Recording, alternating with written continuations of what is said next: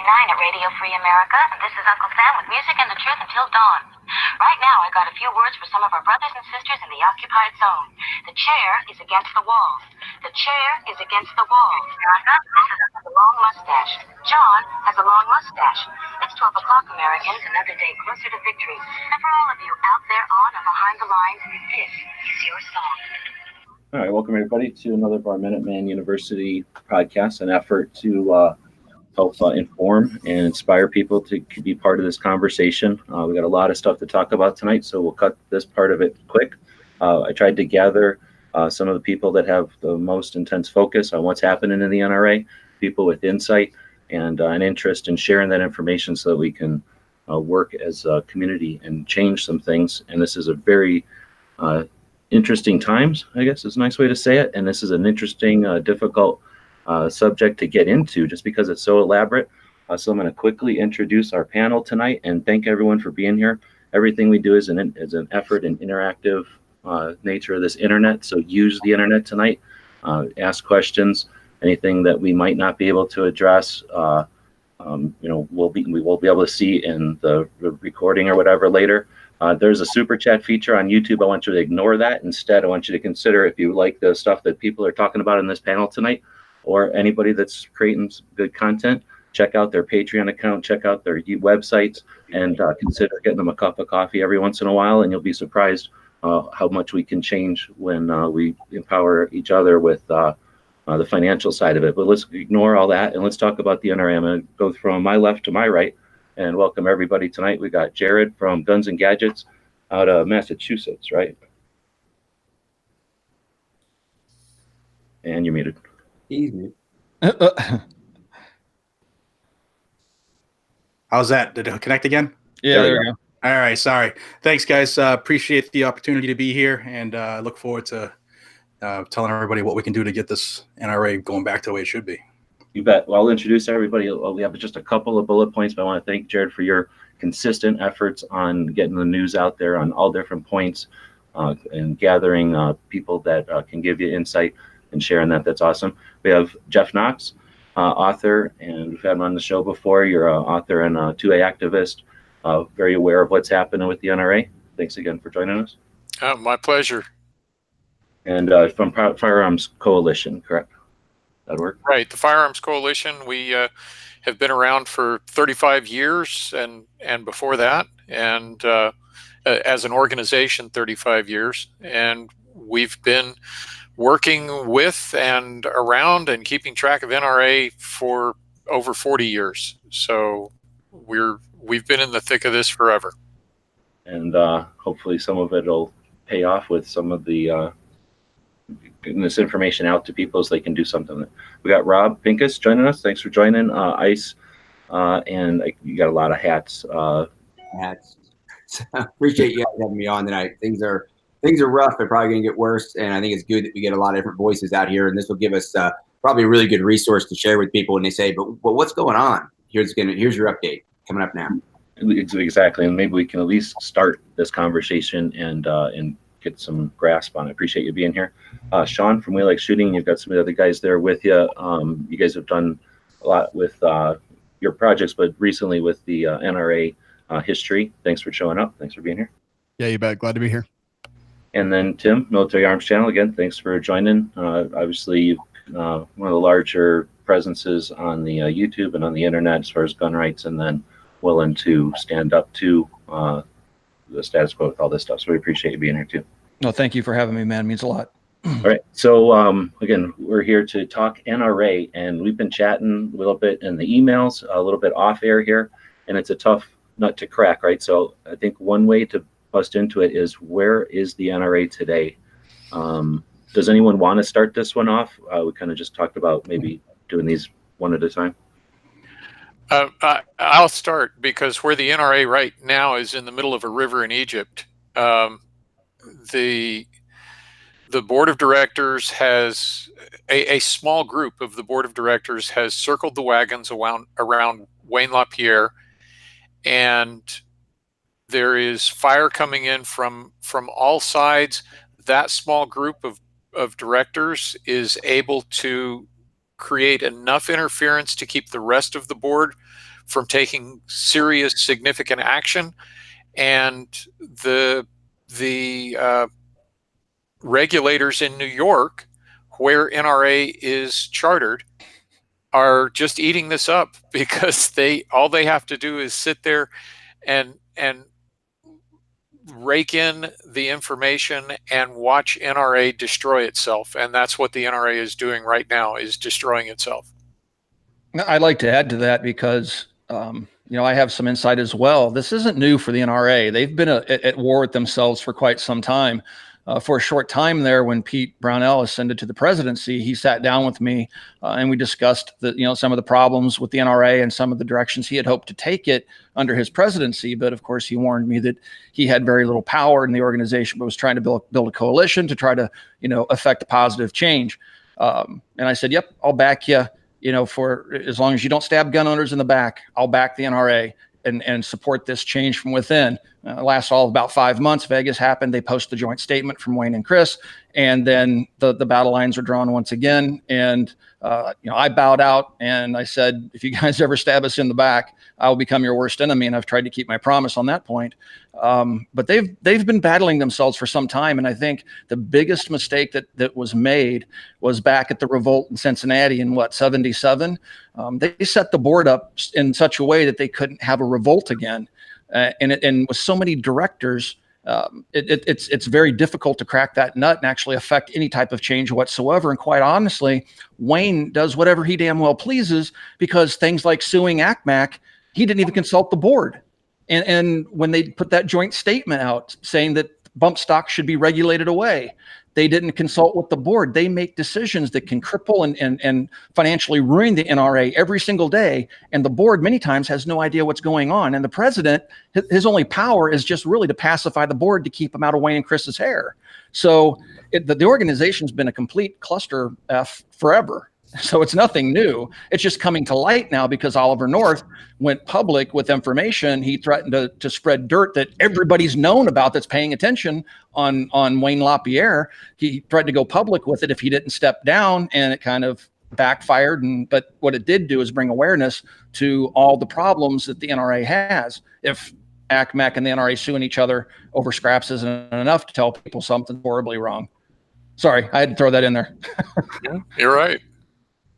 I'll jump in if you guys don't mind. You ask where are we now, and I think we're at a dangerous time as far as gun owners, because if the liberal left, they smell blood in the water, and if they can get that political, spiritual victory of taking down the NRA, it's going to be a very, very difficult time for us going forward. So, like most of us, I'd like to see them fix it. I don't know if it's fixable, but I believe that they have to make the change from the top. I think it's past time for the leadership change, but not just the figurehead. There has to be some deep-rooted changes within the committee as well. They're corrupted players that you don't even know their names. It's the entire management of the organization. The fact that they never moved their charter out of New York when New York went completely far off the left end of the spectrum, the fact that they kept their charter there just speaks to the gross mismanagement.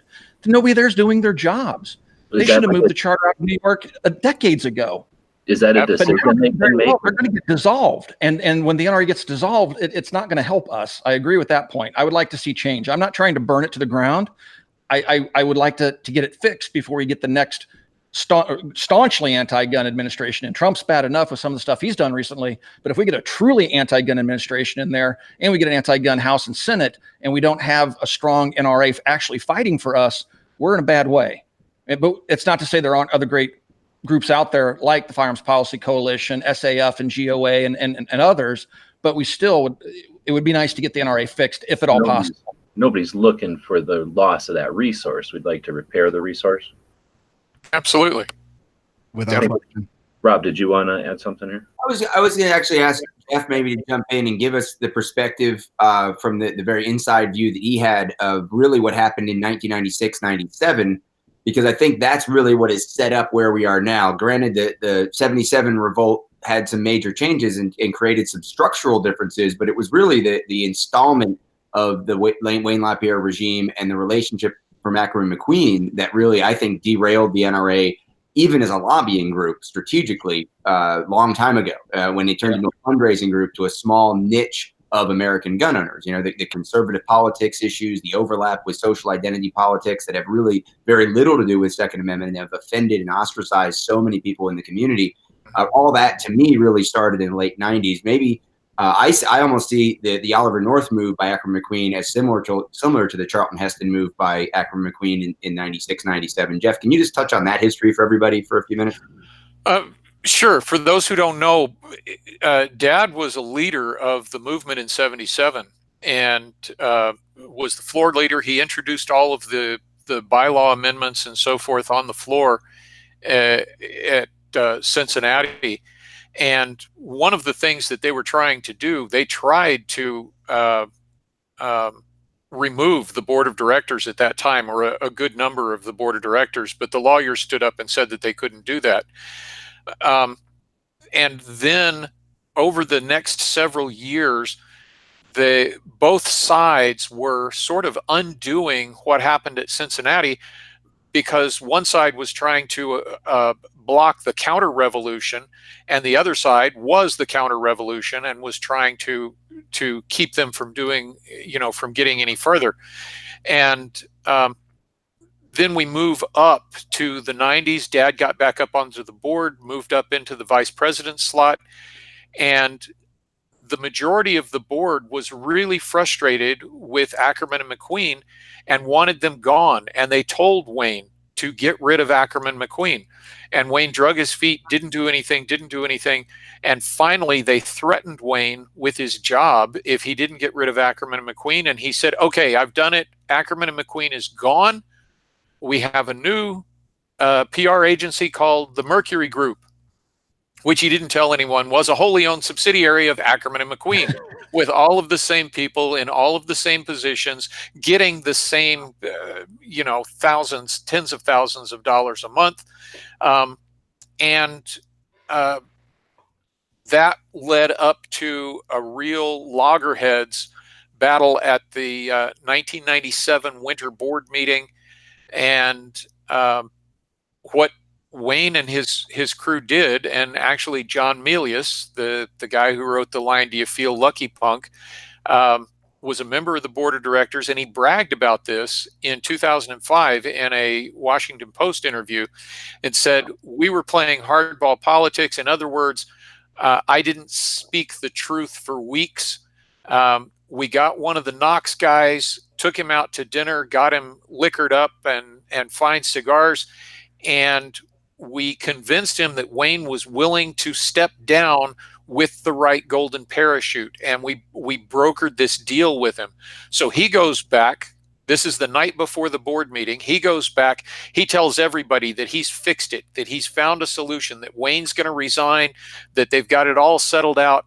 And Wayne walks into the board meeting and says, "I'm shocked, I say, that these Knox people would try and bribe me, that they would try and use bribery and extortion to push me out of my responsibility, and I'm not going to do it. I'm going to stand firm." And it was just enough to keep him in power through that board meeting. They were ready to fire him at that board meeting in 97. It was just enough to let him survive that board meeting. And then Charlton Heston came in at the members meeting in 97, was immediately elected to the 76th director in I believe, illegal move, and then was nominated to be the first vice president in line for the presidency when he had never been on the board or anything. He won that vote against Dad by 4 votes. And Heston became the vice president, got on an airplane and went to a radio interview where he said that AK-47s are inappropriate for civilian ownership. Yep. Repeatedly. He later got on script and stayed on script and did a good job for the NRA over the years. But it really, this letter from Wayne regarding Ollie North really so much reminds me of the tactic that they used in 97. I'm shocked that Ollie North would try and extort me. I read that letter from Wayne, and if you look at it closely, and this is Wayne LaPierre telling us what Millie said, Ollie said. And even in that, if you look at what he said that Ollie said, what Ollie said was, "Look, Wayne, you're going to have to step down. I'll try and cover your back if you'll help me stay in the presidency, and I'll make sure that you get your golden parachute. But Ackerman and McQueen has this letter that they're about to put out, and it's going to be embarrassing, and you don't want that to happen. So, this is what needs to happen. And Wayne turned that into extortion and tried to claim that it was, that they were trying to shut him down. So it's pretty resemblant. There's quite a resemblance between what happened in '97 and now. And the whole point then was that Ackerman and McQueen was being paid without any clear answer as to what they were paying for, what we were getting for our money. And that's exactly what this lawsuit was about, was that Ackerman and McQueen is getting paid, and we don't know what we're paying them for, and they're not providing us with the information that we need. But it exposed all sorts of cronyism and mismanagement of funds, aside from the political, which I've been griping about Wayne and Chris's political positions for years, their lack of sticking with principle. And so here we are with financial chicanery obvious up there. And then ACMAC puts out their letter, and we find out that Wayne spent $276,000 on suits over a few years, and that's on top of his salary and his expense account and through the back door, so that it wasn't reported as income to him, which it absolutely was income to him. And that, again, it all that the investigators in New York have to do is look at that and say, here's their 990s, here's what they said NRA paid to Wayne LaPierre, and here is $500,000 of income to Wayne LaPierre that did not get reported on NRA's taxes. NRA's board of directors is not fulfilling their fiduciary responsibility, and therefore we're going to shut down the NRA. We're going to take it into receivership. We're going to manage it and maybe sell the assets to the highest bidder for the sake of the members, so Mike Bloomberg can own the NRA. Yeah, him or George Soros, right? Yeah. Yeah. I mean, that's where we are. But that's seriously a perception of how the organization could be dealt with, because they're in New York and they've dealt with the money and everything irresponsibly. So absolutely. Oh yeah. We hear a lot of discussions like, oh, if we take the ILA and throw it away, but if we keep the hunting and we keep the training and we keep these, it's not like we get this Lego set that they're going to take apart and give us the pieces, right? It's there. No. And this that's is exactly what Letitia James is trying to do with the AG in New York. She just was talking to people a couple days ago about it. She's going right after him. And this is what the NRA should be doing at this moment, if nothing else. They should open up a new charter in North Dakota or Arizona and start moving components of the NRA into that new charter as quickly as they possibly can. Give it a clean bill of health. Make sure that there is no kind of financial problems in that division, and move that division over into a new charter. They're not doing any of this. All they're focused on right now is saving Wayne LaPierre, and that is not what's good for the NRA. Wayne LaPierre needs to go. He needs to either be fired or resign. There's a succession plan in place by the bylaws, and Joe DeBergalis is currently the executive director of general operations. He would step up into it's not Wayne's chair. He would step up into the executive vice presidency while a search was taken to find the best person for that job. And that's what needs to happen. And it needs to happen 2 months ago. Now, isn't the IRS also looking into the NRA, and they may lose their nonprofit status? There have been people who have asked them to do that, and there is probably an investigation going on from the IRS, but I've seen nothing official from the IRS saying that they are. Okay. But they wouldn't talk about an open investigation No. probably anyway. Yeah, they're not like obligated to say, here's what we're doing next, right? Oh, Unless no. they're trying to make a big grandstand about it. I've just But heard, through the grapevine that the IRS is looking into them about losing their nonprofit status because of some of the mismanagement and the allocation of funds and how money's being spent and not being reported. So if nothing else, the IRS is fully aware of what Wayne LaPierre has done, if not for himself, but other executives within the organization. And there are committees in Congress that have the authority to look into them as well, and they are doing that. They've launched investigations into it, and of course, then you've got Bloomberg or the Bradys have filed a lawsuit trying to force the FEC to get involved, Federal Elections Commission, because of some irregularities in the way NRA spent money in the last couple of elections. That should be thrown out for lack of standing. I don't agree with that. But past cases, Alan Gottlieb sued the FEC to try and force them to take action back in the Clinton administration when Clinton stole $3 million from the federal government, and they ignored it. They threw it out of court, said that Gottlieb didn't have standing, and so the same thing should happen to the Bradys, but there's a difference between Alan Gottlieb bringing a case and the Bradys bringing a case, because the Democrat judges have a tendency to be much more political and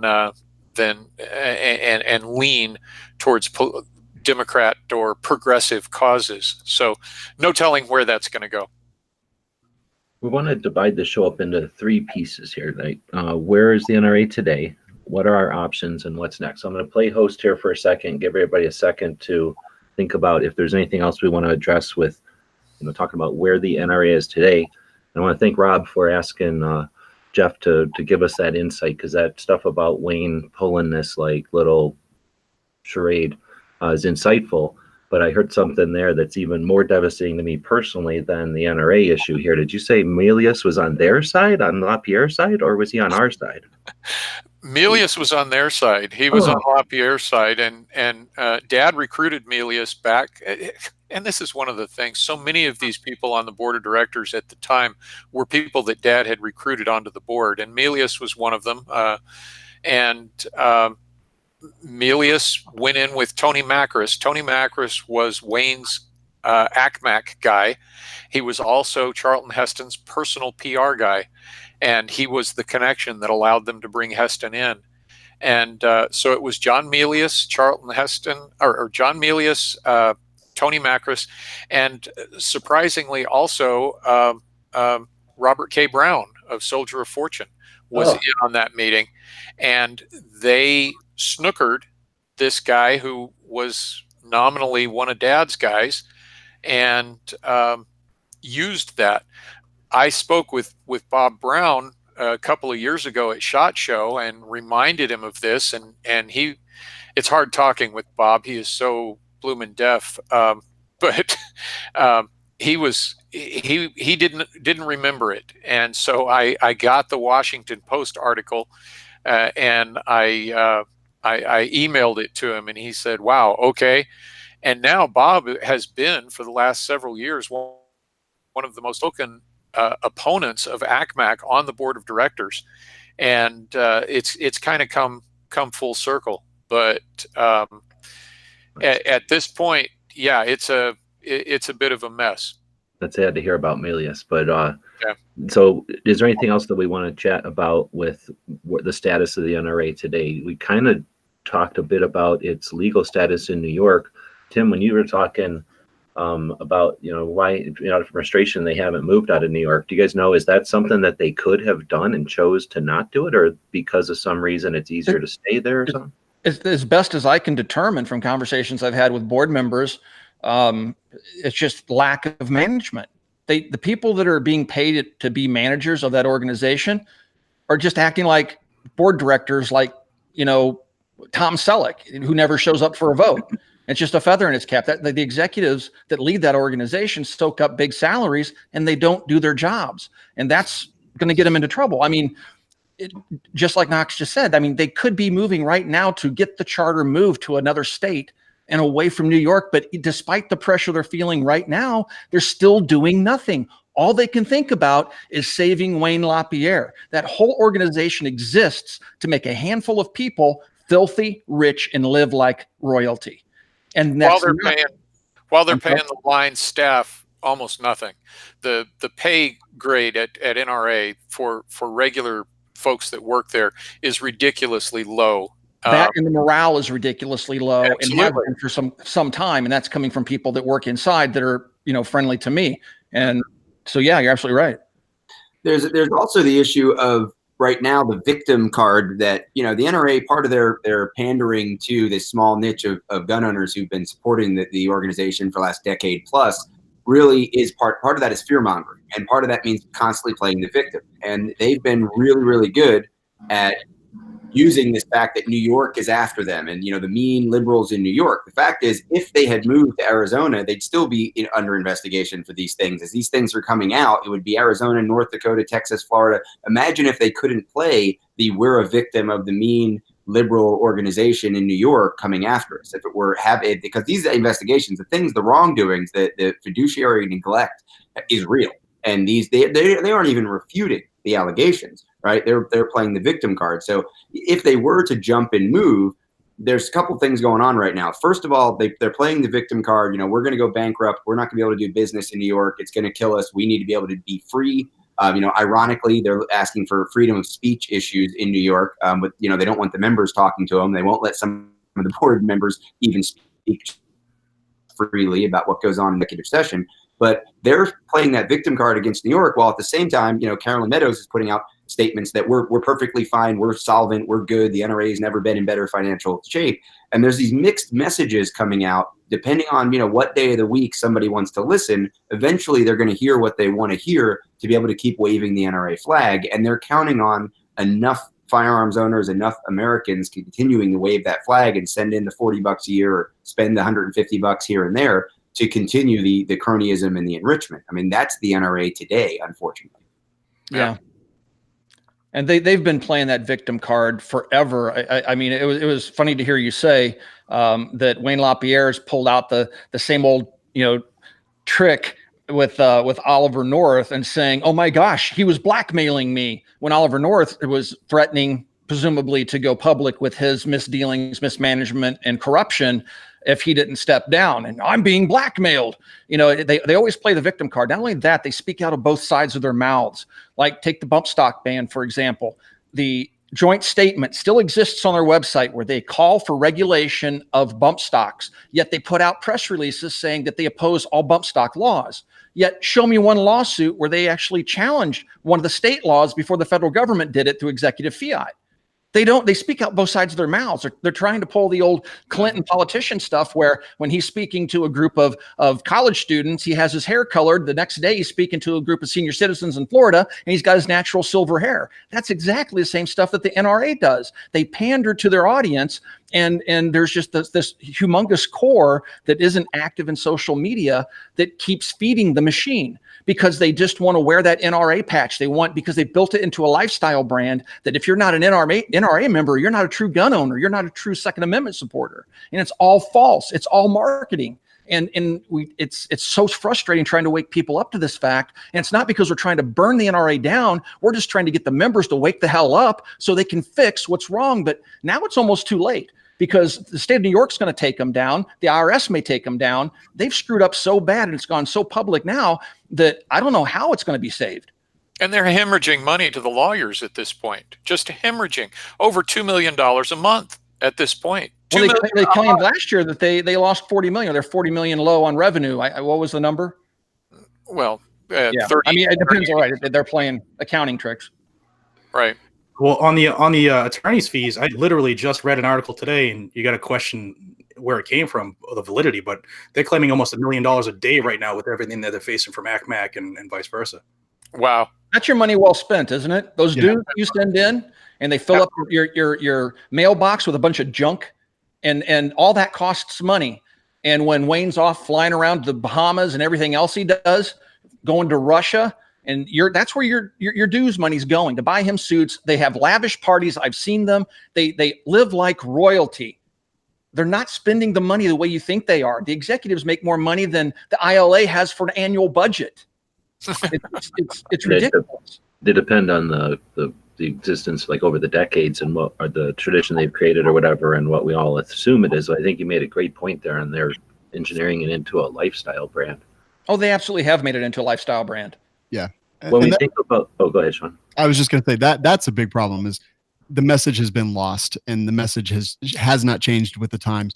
I mean, 2016 millennial and Gen X voters, they outnumbered boomers in the older generation for the first time, pretty much, that anyone remembers in recorded history, at least since 1980 in the poll that I saw. And the NRA is still marketing to the older generation, the people who historically have donated to stuff like that.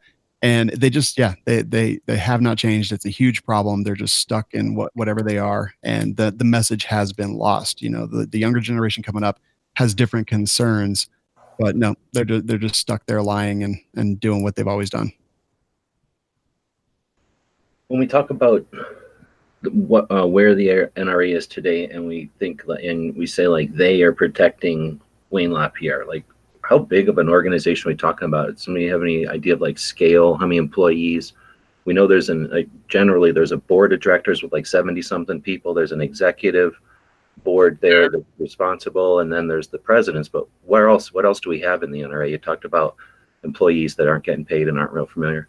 There are 76 members of the board. They're all volunteer positions, and only a couple of them get any kind of money from NRA, and I question a lot of that. Oh, yeah, there's a big Ponzi scheme going on there where they're taking money from NRA and filtering it through companies owned by these board members. Yeah. There's some stuff like that going on, and that's challenging and needs to be looked at. But then within the board of directors, there are a couple of key committees. The executive committee is a 20-member committee plus the officers, so 23. The finance committee, I think there's about 15 on that. The audit committee is 5 members, and that's Carolyn Meadows, Charles Cotton, and a couple of other guys. So they're the ones who really have the closest insight. But then you've got the executives. We've got, let's see, ED of ILA, ED of General Operations, LaPierre's deputy, and the membership guy, the development guy. So I've got like 7 people who are making over $500,000 a year to $1.5 million. And that doesn't take into bonuses or expense reports. And this has been going on since Heston was the president. When Heston was president, he traveled around in limousines and private jets and had a private security detail. How much did that cost? Nobody ever talks about that. This has been going on forever. We were also paying Heston's PR, Tony Macris, some $22,000, $23,000 a month just because. And but then beyond that, you have about 500 employees in the NRA total. Oh, okay. Field ops and everybody, about 500, and then a number of consultants and consulting firms, which again, there are at least a half dozen consultants that are making over $500,000 a year from NRA straight, and then probably some commissions on top of that. And so you've got the top getting paid superior wages while the rest is being paid nothing, and it has devastated morale. It was something that Dad was complaining about in the 80s, and at that time, Dad, as executive director of NRA ILA, was bringing in a whopping $60,000. I think he topped out at, and he was still complaining about them not paying his staff well enough. But that's what you've got. It's about 500 employees overall.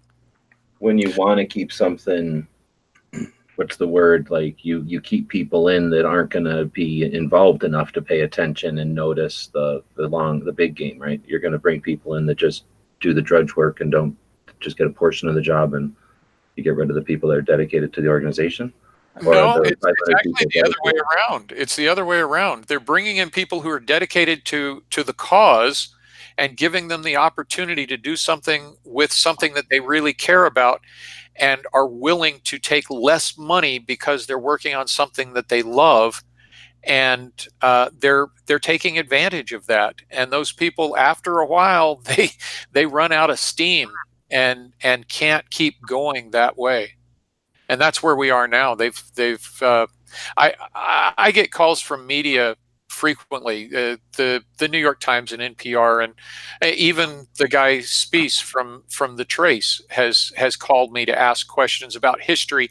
And I only talk to him about things that have been put out there already. But one of the things that several of these reporters who have been following NRA for many years said to me was that they were really surprised that they were getting a whole lot more information from NRA insiders these days than they had ever had before. And that comes right back down to morale and not taking care of people. They've upset the staff so much and frustrated them so much that they're more willing to talk to these reporters when before they wouldn't even dream of talking to them. Yep. They talk to people like reporters. They talk to people like me. And yeah, I mean, and this, and just because I'm trying to paint this complete picture of the NRA, because it's not, it seems like it's a recent problem, but there's another person within the NRA that's soaking up money left and right. And her name is Marion Hammer. And she calls people like me and Adam Kraut and others the enemy from within, because we're members. Adam seeks a seat on the board. But your dad recruited her, if I'm not mistaken, and she turned right around, stabbed him in the back, and joined a coalition against him. And then her salary jumped like 30 grand a year. And this is like in the early 80s, if I'm not mistaken. Yeah, Dad recruited Marion to be the executive director of Unified Sportsmen of Florida. The company, the group existed just as a shell, and Dad brought her in as executive director with an agreement that NRA would pay $30,000 a year to cover her salary as a grant to Unified Sportsmen of Florida so that they could get on their feet. And after a couple of years, they were supposed to take over their own fundraising and become self-sufficient. Instead, Marion turned on Dad, and her annual stipend went from $30,000 a year to $120,000 a year, and has been as high as $300,000 a year.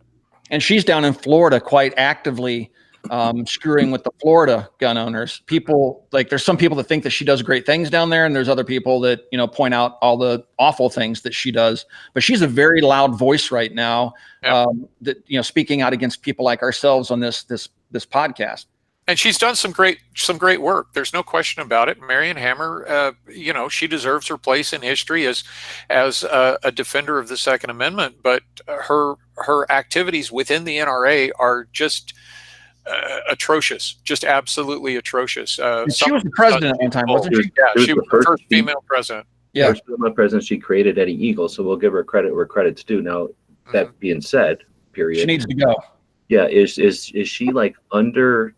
I mean, it's tough to say this because I saw the way that she was with Rob in the room there on that Saturday at 10 a.m. and extra special thanks for Rob for being in the room on Saturday at 10 a.m.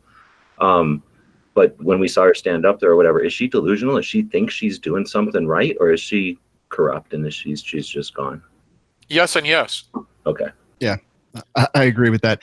And to be clear, I think in the last, what was it, since 2014, she's been paid $929,000 for all this. And I'm actually glad about the leaks that have come out, that now the Florida legislators or the people in charge of lobbying and oversight and things like that in Florida took a look and said, oh, well, you know, this leaked document shows that they were paying Marion Hammer X number of dollars, but she hasn't been filing any of the required paperwork for taking money for being a contract lobbyist. And I'm glad. Tim keeps saying, you know, don't want it to all burn down. And I say, yeah, I kind of do want it to all burn down with the intent of building it back up. I want a strong NRA. And, you know, right now it's a masterclass in Game of Thrones. Like, if you look at the things and the people they put in the specific positions and the way they've changed the bylaws of the board, so that basically the board is powerless and allows the corruption to just grow. And I also don't think that a lot of these people started out to be corrupt. Maybe some of them did. Maybe I'm just a little bit idealistic, but I think just eventually you watch your back enough, you put the right people in place, and you become corrupt without even noticing. Well, hopefully this ending's better than Game of Thrones. As far as burning it down, I mean, I think Shawn and I are pretty much looking at the same way. You're looking at, when I say I don't want to burn it to the ground, by burning it to the ground, it completely goes away. And don't think for a minute that somebody's going to resurrect it and it's going to get all of its members back.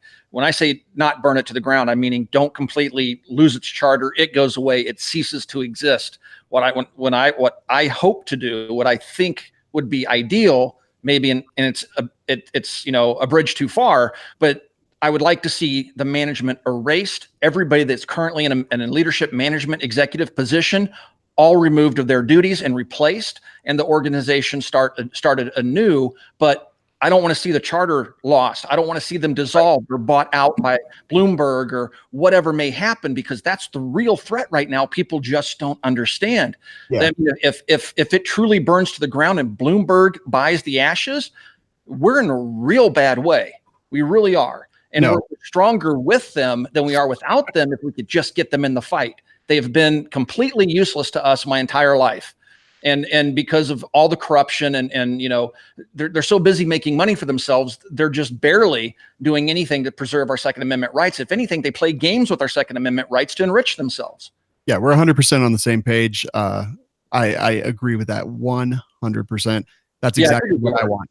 Yeah, absolutely. So I think we could probably transition, because we've already kind of been doing it, into what our options are. But I want to do one last thing about where the NRA is today. So we've talked a bit about the structure of it and the number of employees and stuff.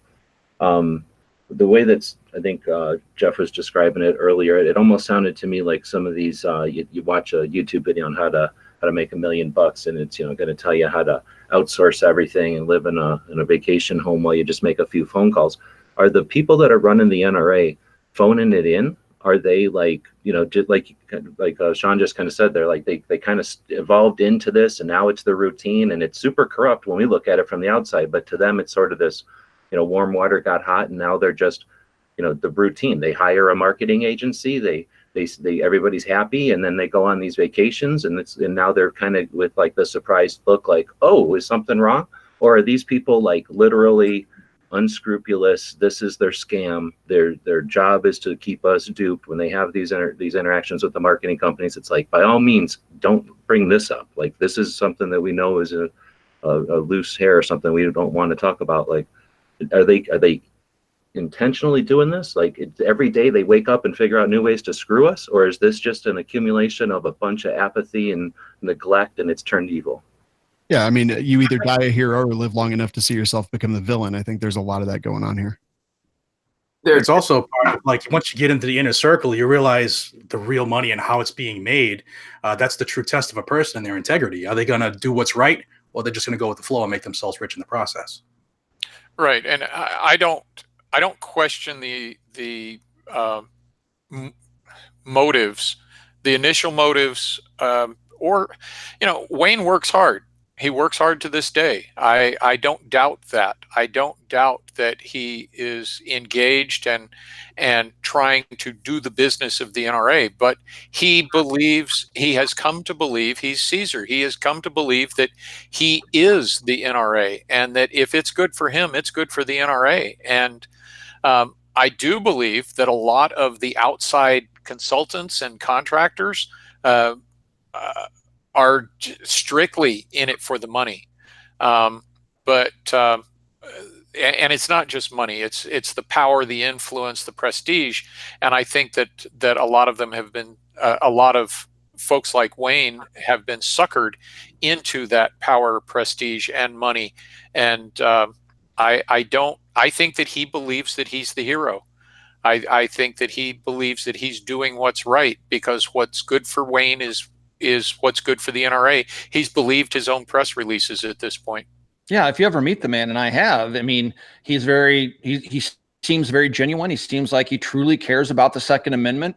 I mean, he'll talk about, preserving our rights and all this other stuff. I mean, he walks the walk and talks the talk. I mean, when I met him, keep in mind, this is a man I despised since 1986, and his hand in the Hughes Amendment and getting President Reagan to sign all that, and promising to fight it in the courts and never lifting a finger. I've hated him since that day. And I followed the NRA and then started to look behind what they were doing. And so I've always had an adversarial relationship with them.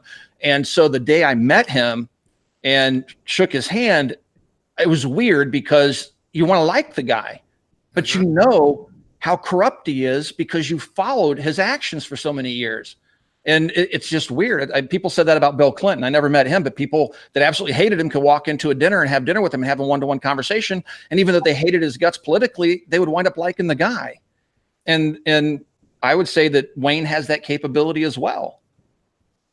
Yeah, and I definitely agree with that. I think that he has surrounded himself with people that have made some big, huge mistakes. And I think ultimately it becomes time for a leader to fall on the sword and take responsibility for the decisions they've made, even if they didn't make them personally. If the people below them that they put into power, that they gave decision-making ability, sometimes they just have to go. Whether he's a good guy, whether he's a likable guy, it doesn't matter. The NRA is in trouble, and it is time for someone to step up and take responsibility for that and get the next generation there. Dude, I kind of like that tact, because you could be super FUD or super NRA, right? And still understand the honor and the guy who's in charge taking it, because it's his job. I think that's a great tact. Like, hey, if you're seriously NRA, then ask Wayne to step on the sword or fall on the sword. Rob, you wanted to say something.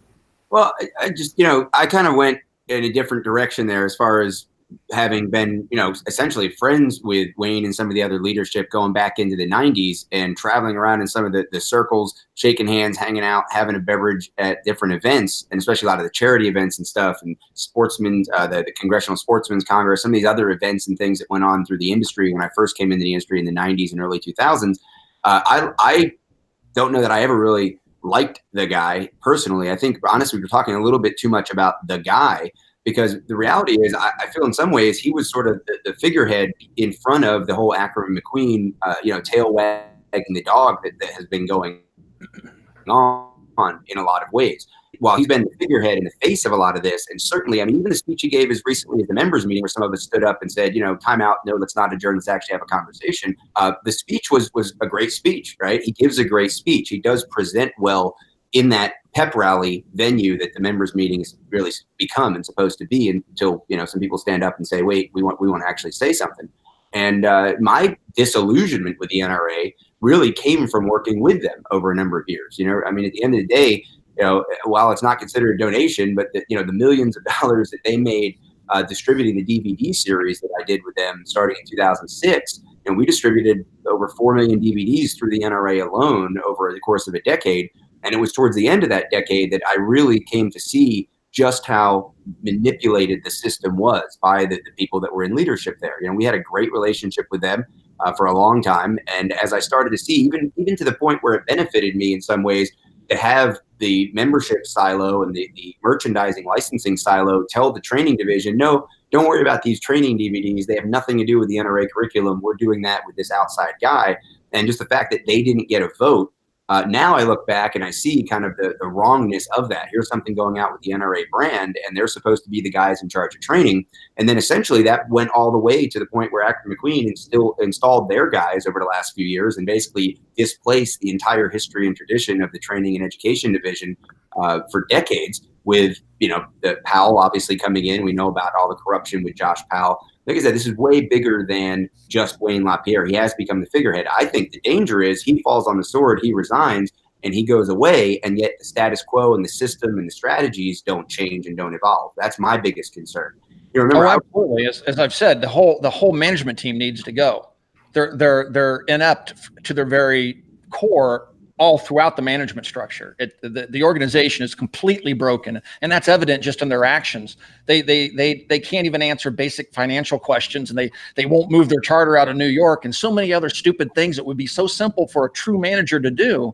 They're just not doing it. They're just soaking up paychecks. They're probably working from home, and they're probably not even working. They're probably out just screwing off and getting paid. That's just it. I mean, you work hard. A lot of these guys do work hard, and that's, like other people have said, and like Jeff has said, I mean, these guys are working, some of them are working 60-hour, 80-hour weeks, and they are the travel schedule, the appearance schedule, the meeting schedule. It's all, I think there are sincere people in there. The problem is the sincerity has now shifted from the cause of Second Amendment rights and gun rights to the cause of keeping the NRA safe and keeping the NRA running, as if those are the same things. So at the end of the day, I think we benefit from a strong and vibrant NRA that's been rebooted, but it has to be rebooted like Wounded Warrior Project was rebooted. It has to be, I've been telling people a lot over the last month, when Wounded Warrior Project got its black eye, when all this stuff, the same kind of stuff came out, I tell you what, Rob, take a second and give us a brief Wounded Warrior, because people may not realize that story, and I didn't realize that was an analogy, and that sounds like one that people are going to know about. Oh yeah, it's huge. If you go back, I don't know, let's say 5-6 years ago, Wounded Warrior Project was the logo everybody was wearing and everybody was sharing and everybody was supporting. I worked at several different events where they were the benefactors of charity shoots and fundraisers and things like that, met the people that they had helped.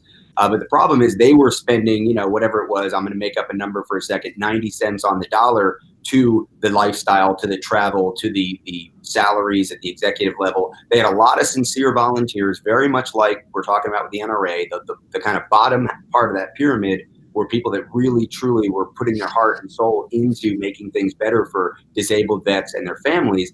And yet at the top, they were doing the lavish lifestyle thing and taking some large salaries. And that really gave them a black eye. And even today, if you go to the internet, you say a Wounded Warrior Project, you'll get people that'll show up in the comments saying, I'm never giving them another dime. Now, the problem is they completely rebooted. They actually did change everything, the board, the salaries, the structure, the way they did business. But what's really important to me, the lesson that needs to be reminded, we need to remind people that are right now saying, but what if the NRA goes away? We need the NRA. They're the loudest voice, the largest name, the most recognized.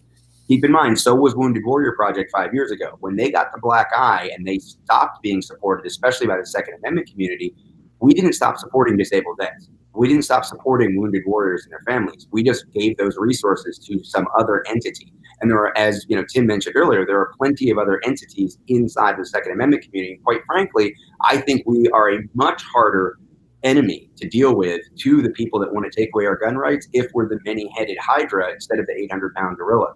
The NRA is running the campaign this week about, blame the NRA, blame the NRA, blame the NRA. Trust me, it's a lot easier for the people on the other side to point at the caricature of the American gun owner that is Wayne LaPierre or Dana Loesch and say that's who we're fighting against, and forget and conveniently not mention all of the other organizations and all of the other people that are American gun owners, the other 95 million that the NRA can't claim as members. And if I could jump in on that too, just some comments over on the YouTube channel. The NRA has made this whole thing a whole lot more complicated than it really is. All of the infrastructure and everything, look at your state organizations. How are your state organizations that are the most effective, how do they work? Well, to begin with, most of them have one paid guy who goes up on the Hill and talks to your legislators. But when he needs something, he sends out an email to 9 or 20 or 50,000 people, and a bunch of them react and send emails back to the legislature, and that's what wins the battle. All of this other infrastructure stuff, most of it is just to make more money so they can make more money, not about winning the fight. And that's something that people need to keep in mind. We are the gun lobby, we the individuals. And if NRA was to go away today, unfortunately, it would be replaced by the most effective marketing company out there. So you would have Nagger or someone like them, people who are really good at the crying wolf fundraising letters, would be out there trying to suck up the money that NRA isn't sucking up anymore. And unfortunately, that's the direction it's always going to go. It's just like these socialists who want to change the government. Guess what? If you got rid of our government, the same scumbags would come in. The same people who run the corporations that they hate, the same people who run the government that they hate are going to be the same type of people who are going to come in and run the new government or the new NRA or the new whatever, because it's all about bilking people out of money is much more efficient and effective than just doing the job. And on the other side of that, NRA being the 800-pound gorilla has been problematic. When I was going up on the Hill, I was about to register officially as a lobbyist, and I was dealing with the Senate Second Amendment caucus, and I missed a meeting. And the next week when I attended the meeting, suddenly I was getting the cold shoulder, and I didn't know why. And I buttonholed one of my friends on the committee, and she told me, well, at the last meeting, someone held up your agenda and your newsletter, and said, well, what about this? This seems logical, this process. And the NRA guy said, oh, don't even look at his stuff. He's nobody. He's got no members. He's got no followers. He's just trying to tag along on his daddy's coattails. Just ignore him.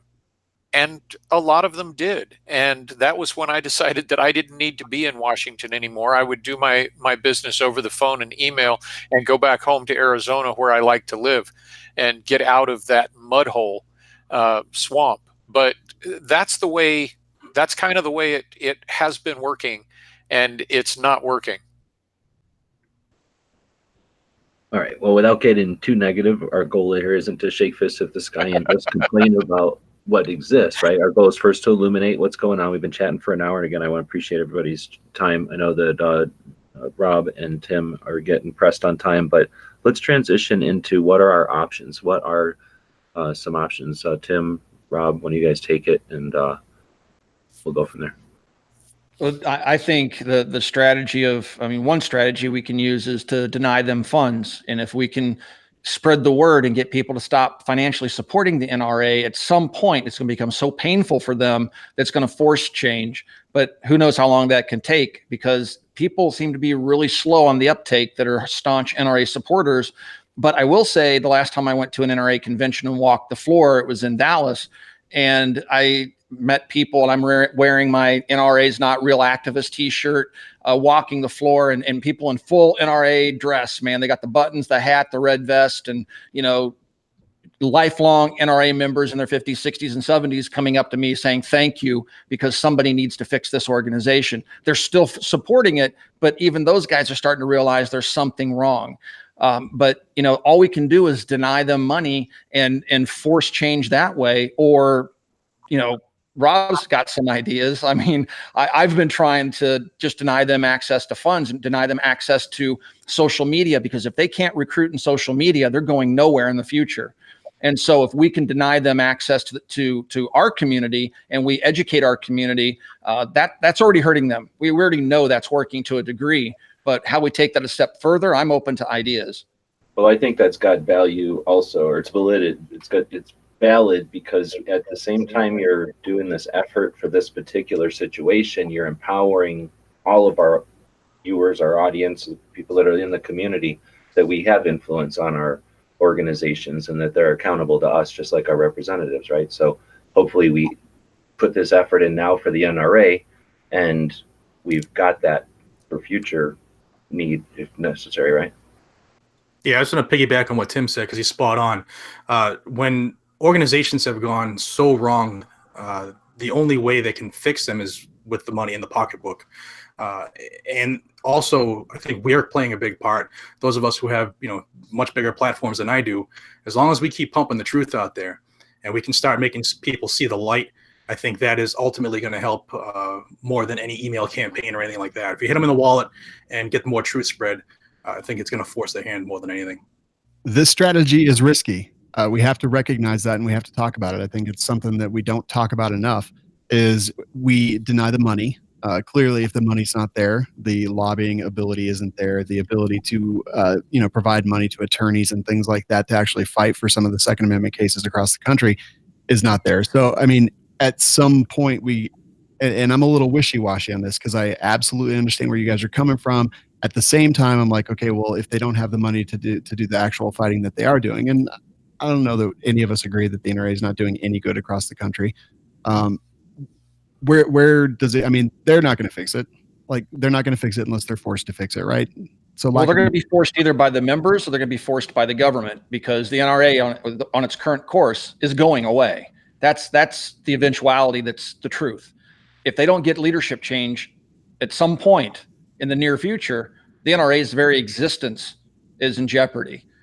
And so, and when I say, if you're not supporting the NRA financially, support somebody else. It's not like the NRA is the only people that sue or run court cases or are active in supporting our Second Amendment rights. The Firearms Policy Coalition likes to sue. SAF likes to sue. GOA likes to sue. Send them your money. There are alternatives. When you're denying NRA money, reroute that money to organizations that are probably more effective in fighting for our rights.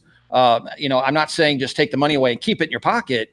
Give it to people that are actually going to use it. But every strategy you use, and I understand where you're coming from, man, it's all dangerous. I mean, when you're talking about bringing down that giant, it can crumble any number of ways, and what springs from it after it's brought down may not be to our benefit. I mean, it's true with the NRA. It's true with government. When people talk about they want a civil war, you don't even know what's on the other side of a civil war. It may not, the government that arises afterwards may not be what you wanted. So everything that comes with inherent risk, but something has to be done now to wake up the membership, because the NRA literally could be forced out of the business if we don't affect change before that. And I'm going to think the fastest way to get their attention, and I think it's through the pocketbook. I'm going to say that if you withhold money, I'm not disagreeing, but I'm going to suggest maybe let them know I was going to give you $20, but it instead went to, fill in the blank, better organization, so that they know they got slighted, right? I don't know if it's a good advice to return the return envelopes, the prepaid return envelopes with a note that says you're not getting my money and here's why. But Shawn, you were saying it's a bad strategy. Were you about to say because there's another strategy, or? Oh, no. I'm not saying it's a bad strategy. I'm saying that I worry about the strategy. And also let me rebut to Tim just a little bit here. And I do this with 100% respect, because we are all on the same team, like everyone on this panel. We all know each other very clearly and have for a very long time. You talk about the litigation, and see, I see litigation as a failure of lobbying. And then I do think that the NRA is really the only game in town when it comes to lobbying. And for the people out there, lobbying is basically threatening politicians to do what we want in the way that we want them to do it. And they have the biggest stick in the room. Bottom line, like GOA, FPC, Second Amendment Foundation, I looked. I tried to figure out all the lobbying that they were doing. I've specifically talked to FPC, and he said, oh, mostly California, but we've branched out to about 4 states when I talked to him in January. And maybe it's a little bit more now. But I mean, the bottom line is litigation is after everything else has failed. It's after our advocacy and our activism has failed. It's after our lobbying has failed. And that's all we're stuck with. And I use Colorado as the greatest example of that ever. July 1st, 2013, we lost the right to any magazines over 15 rounds. But we recalled the head of the Senate. We recalled another senator that was responsible for this. We did all these things. We did so much activism. We did so much lobbying.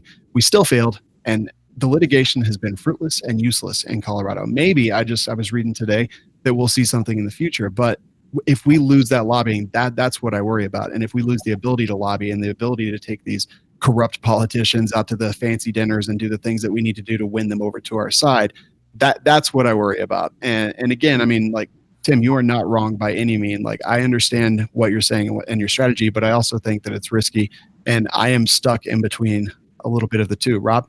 I don't think there's find me the politician that has been lobbied into a pro-gun position for, you know what I mean? It just doesn't exist. I don't believe the NRA has done lobbying for a long time. I don't think that they have spent money. When I look, originally lobbying literally was people in the lobby of the hotel that Ulysses S. Grant, when he was president of, would try to get his attention as he came out of the hotel and try to coerce him or educate him or bring him into their perspective on an issue. That's the term lobbying, is where it comes from. I don't think the NRA has been an advocate. I don't think they've reached out. I don't think they've tried to grow our ranks. They may have tried to grow their memberships, especially in election years, but they have not really tried to grow the ranks of American gun owners in a long, long time. And I think that's really clear in their messaging.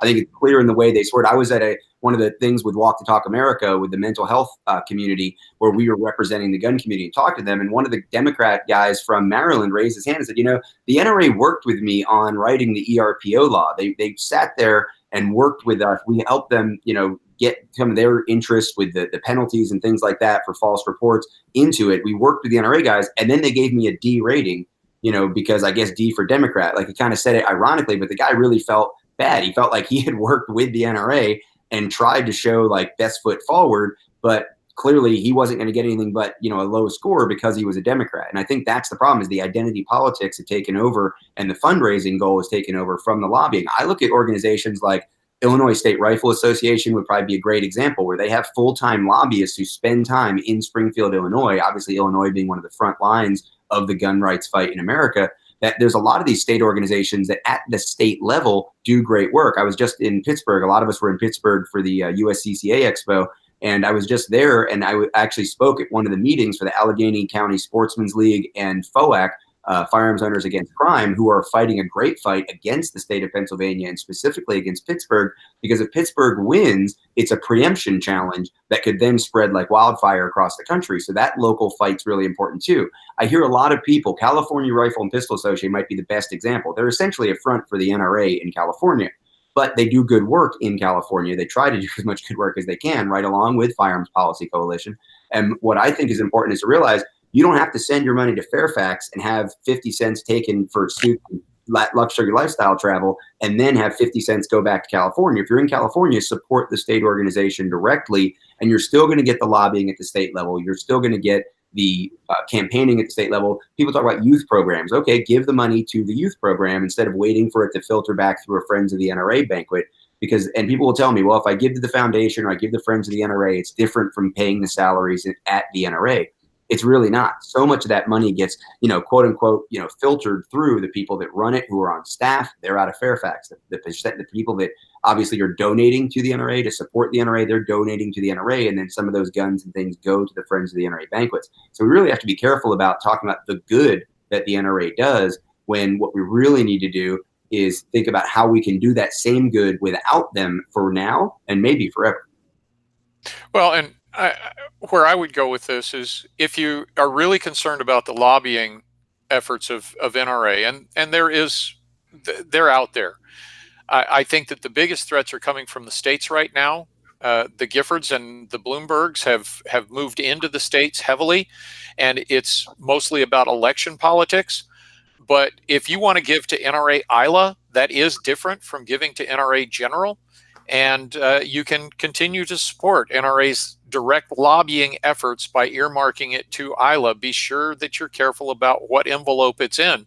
They might abscond with it. They might slide it over into a different fund. They've been accused of doing that in the past with election contributions, which is a real big no-no. But what I would recommend people do is start out by supporting your state grassroots organization. Send the money to the state grassroots organization, number one. Then if you've got something left over, well, send it out to your favorite national organization. If that's NRA ILA, okay, so be it. Personally, I wouldn't, but that's me. One of the other things here, as far as where we can go, what we can do, there are effective grassroots organizations in almost every state. And there are pretty good organizations in the rest of them. There are some charlatans out there. Be careful, watch out for them. But for instance, my organization, I routinely work with about 35 different state organizations. And I apologize, Pete, I haven't gotten you any lists, and I've meant to do that. But when something big like the Sandy Hook happened, and we had Manchin Toomey threatening, and NRA was waffling, or we were afraid that NRA was waffling. At that time, we put together a letter, and we had the leaders of 35 to 40 state organizations representing anywhere from 5,000 to 20,000 members in each of those states. And that letter went to Congress under all of their signatures, and expressed that this is how many people we have backing us. And the power, my dad always said that the only attribute that a politician needs to have to be successful is the ability to be elected. That's it. Because a successful politician is, by definition, one that gets elected. It's not what he accomplishes while he's in there. It's that he gets elected. That's success to a politician. And if you can impact their ability to be elected, that's what really matters. So get involved at the state level and make sure that the politicians that you're sending to Washington understand that, number one, they have to be pro-rights in order to get elected. And if they do something stupid once they get in there, or don't do what we've asked them to do and elected them to do, that they won't get elected again. And that's what it all boils down to, really.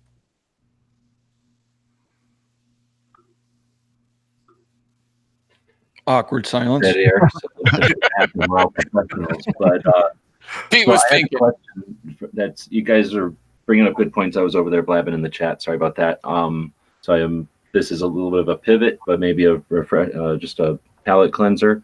When I don't remember who was talking about this before. I jotted the notes down. We have the NRA today, and it's corrupt to whatever level you want to perceive it. We're hoping to solve something and keep it what we can of it. My question is a theoretical or a what if the NRA had not gone through this thing with McCormick or whatever they're called, the Ackerman and Wayne LaPierre, but instead been a solid NRA that we'd like to think is more like a GOA, Second Amendment Foundation, FPC mixed together, right? A true coalition of all the organizations that are out there, and a funder of those organizations, and an organizer, right? If they would have been doing that, where would we be with that NRA? And are we forgetting about what is that potential of what the NRA could be when we talk about taking apart the erector set and seeing what we can do with the pieces next? I think that we would be far ahead if we had principled leadership at the top instead of political operatives at the top. Political operatives, their first tool is politics and comity. How can we politically spin? How can we politically manipulate? And so they say and do things that are of a political nature. And Chris and Wayne's statement right after the Las Vegas shooting is a prime example of that. And you can go back and see multiple examples of that exact thing over and over again. What's the best political tack for us to take? Well, it's for us to jump out in front of all of this and say that we support regulation of bump stocks. And so that's what they did, ignoring that violates a core principle of what they're supposed to stand for. And they did it again with the red flag laws. The video with Chris out there saying that the NRA is supporting red flag laws. Now the NRA tries to pretend like that video never existed. They don't even take the time to delete it from their YouTube channel, just like the joint statement about the bump stocks is still on their website.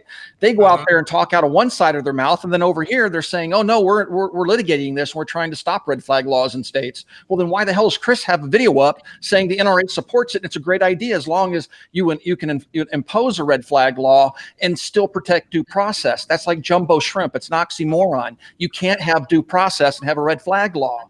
You think that that's their equivalent of holding his fingers behind his crossed fingers behind his back and like a little. They're pandering and playing politics. They're pandering and playing politics with our rights. Right. It's our rights. Exactly. Right. And this is what I'm talking about, is that to me, the leader of the NRA really needs to be a very strongly principled Second Amendment purist. And yes, politics should rein him in at various times, because being a purist isn't going to win every fight. And so you have to make some concessions here and there. So you need the top to be a purist, and then you have your political operatives below him or her pulling on the reins a little bit to steer them some. But you make sure that you're always pointing north. You make sure that you've got a clear compass. And we haven't had that. We've had political operatives at the top, and those political operatives have made political decisions instead of principled decisions. And that's where the problem really lies. And so we need that principled leadership. Dad used to be called the conscience of the gun rights movement. And there was a reason for that, was because his compass pointed north always. And they all knew that. And we've not had that compass for a long time, sadly. There's a pause, so I'll play host. And just in case someone's picking this up over somebody's shoulder, we've got Jared from Guns and Gears YouTube channel. He puts out very, I'm going to try to say the word, consistent updates on what's going on in the Second Amendment. Jeff Knox, just talking, author and what do you say, president Director of the Firearms Coalition. Coalition. Got Rob Pincus, man of many hats, been in the industry a long time, eloquent and boots on the ground. You're there, you've done it. Thanks for being here. Shawn from We Like Shooting, about to ask a question that I think you'll be able to chime in on here. Thanks for being here. And then Tim, of course, Military Arms Channel, one of the largest voices out there that's also true. So, real dude. We're all real people here, right? I'm going to steal this from Alan Corwin. These are all real people, and so are you. These are people doing the thing, and so are you. We're all doing the same thing here. Just none of us have special wings or halos or anything. We're just upset and pissed and using tools that we got, right? Learn the tools, be fluent with them. They're made for 16-year-old girls, and be part of this conversation. I've been asking the question, what do we do next? And I know that I don't know if Jeff specifically answered it. Jared, you haven't.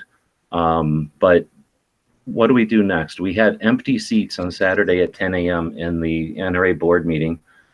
Rob was there. Oh, I'm not sure if he had to jump out or if that was an accident. Rob was there. Shawn, we had a talk. I don't remember if it was on air or off air, but that gave you guys some focus, and you're doing an effort to get people in those seats so that instead of us being represented by a bunch of empty seats with no voice next year at NRAAM at the NRA meeting, ideally we're going to have some people in those seats, correct? That's the idea. Yeah, I'm going to team up with a bunch of other content creators, and we're really going to encourage people to actually show up there, because honestly, I'm sad that Rob just left. Maybe he'll be back, but I think that was an accident. Looks like he might have been linking to something. There he is. There he is. He could speak to this better than me, but I'll tell you what, that members meeting. Oh, let me just bring Rob up just because I got a chance. I heard it, guys. I got it. The members meeting on. Well, I got a chance to interrupt Shawn, so I'm feel good. Yep. Perfect. Hey, I'm used to it, man. This is my job. No, just that kind of lit a fire under me. I always thought the members meeting was reasonably useless, and then I saw what just a few people did, just by being educated, being informed, and actually being present. Now, Rob, clearly you were there. You speak to it way better than I have. But I think that it's important to really show up and represent that. And I also realized that I could be completely very naive about all this. I know that Jeff, you were born into this, and then you took it and ran with it. Rob, you have been in the industry for so long, and you have seen and learned so much. And Tim, I know you've got tons and tons and tons of connections and communications and things like that. Maybe I'm idealistic and naive, but the members meeting this year pissed me off, and it lit a fire under me. And I promise you that if I have any control over it or any way to involve myself in it, that it will be different next year, and we'll have more people in those seats. And count me in, man.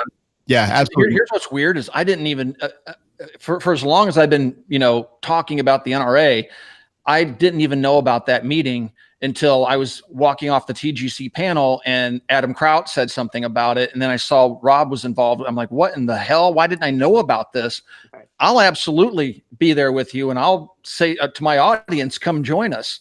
And so please stay in communications with me, man, and keep me updated. And I will be there, because I didn't even go to NRAAM this year. I went to the panel, but I stayed off the floor. I wasn't going to give them any coverage. And then the whole world blew up, with Oliver North and all that stuff that went down. But yeah, I definitely, if I have a reason to go, if I feel like it's productive, I'll go.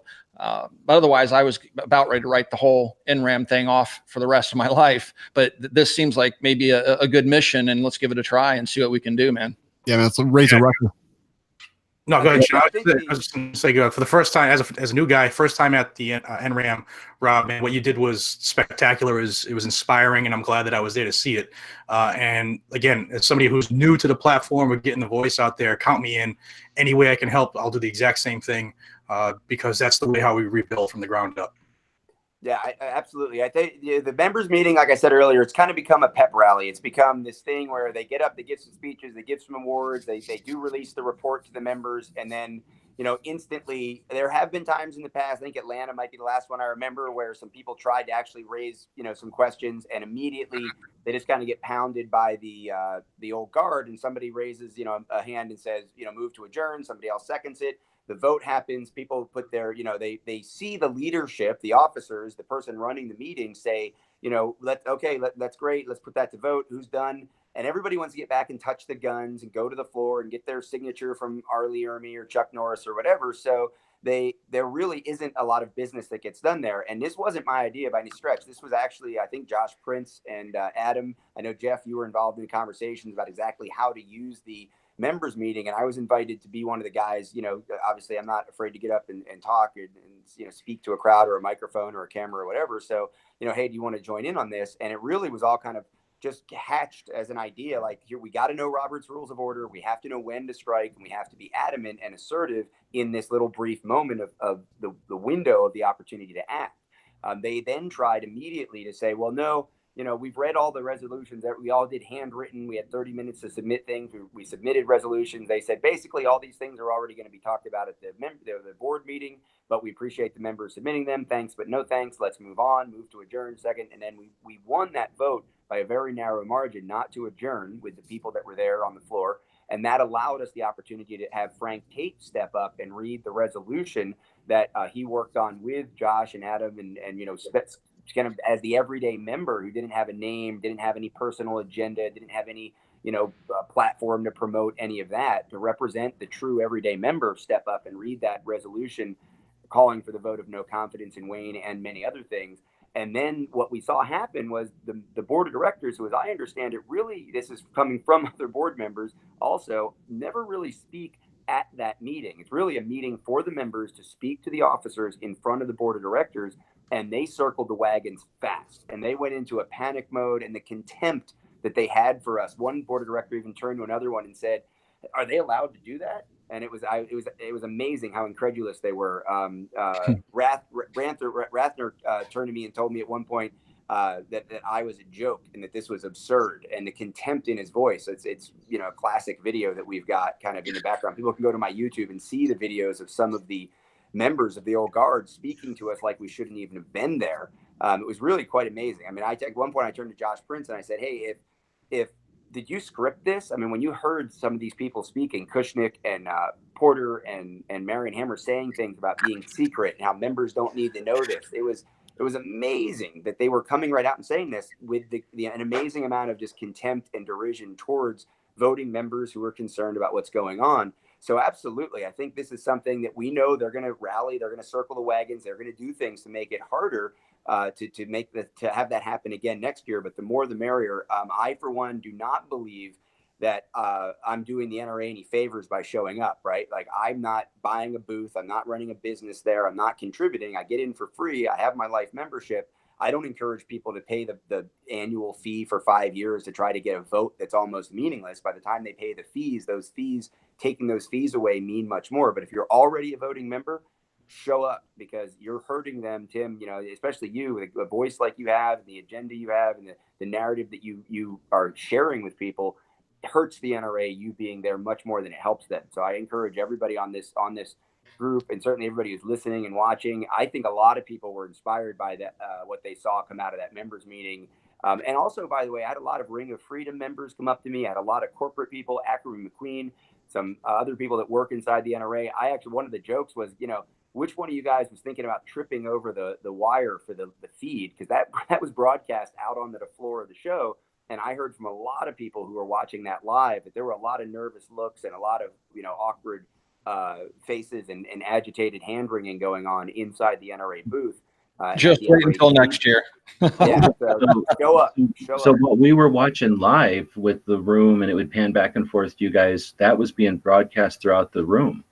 Yeah. Membership. Oh, that's cool. I didn't know. Throughout the whole Yeah, show. it was unbelievable. When I learned about it, I was like blown away. Yeah. And absolutely, I want to take the fight to them.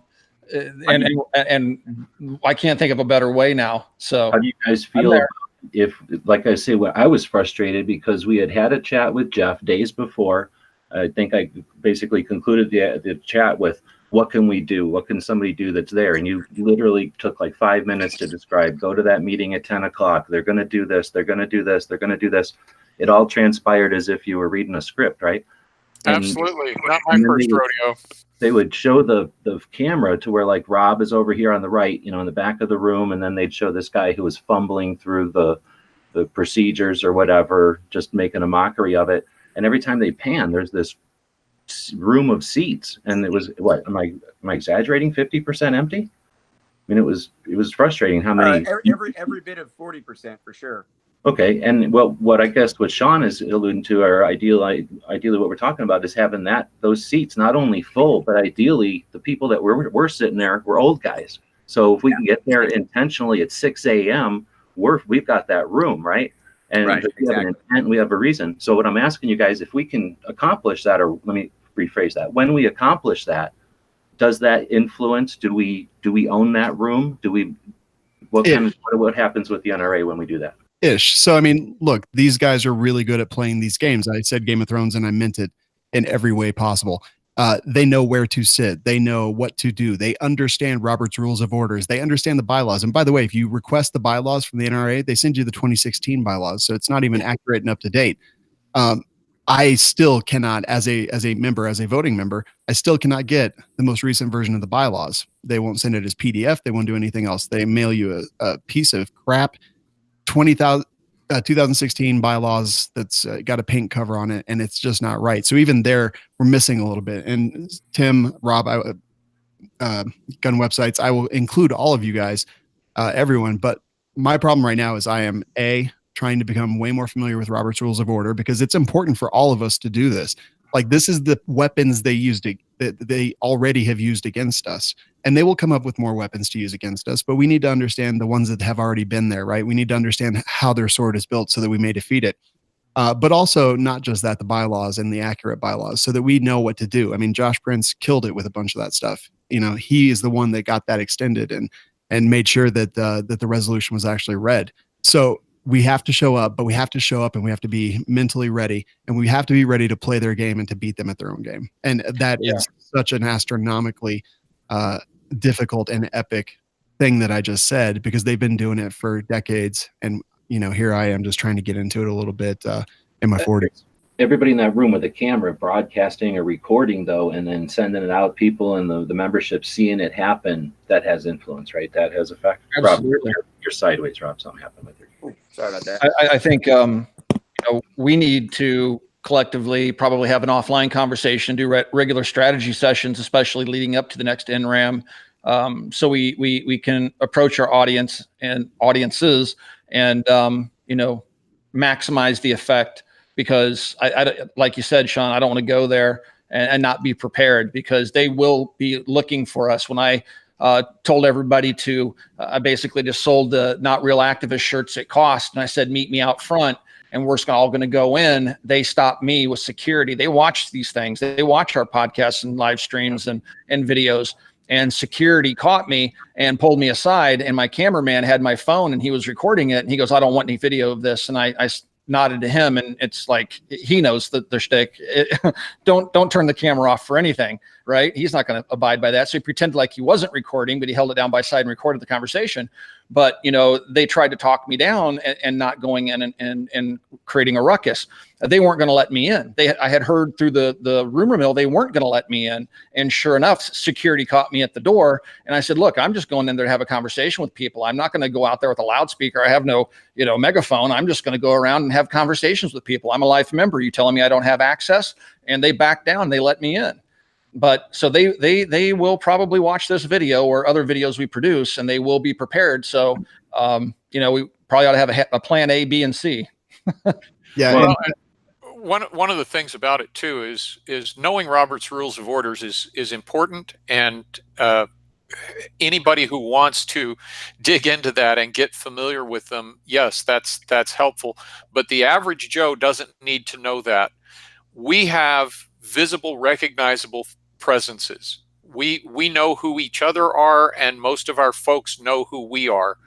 And as long as they come into it knowing who they're watching and seeing that Adam Kraut or Rob Pincus stands up and says, hey, wait a minute, why aren't we doing this? Or why are you trying to keep us from doing that? And they all know that that's when they're supposed to say, yeah, why, harump.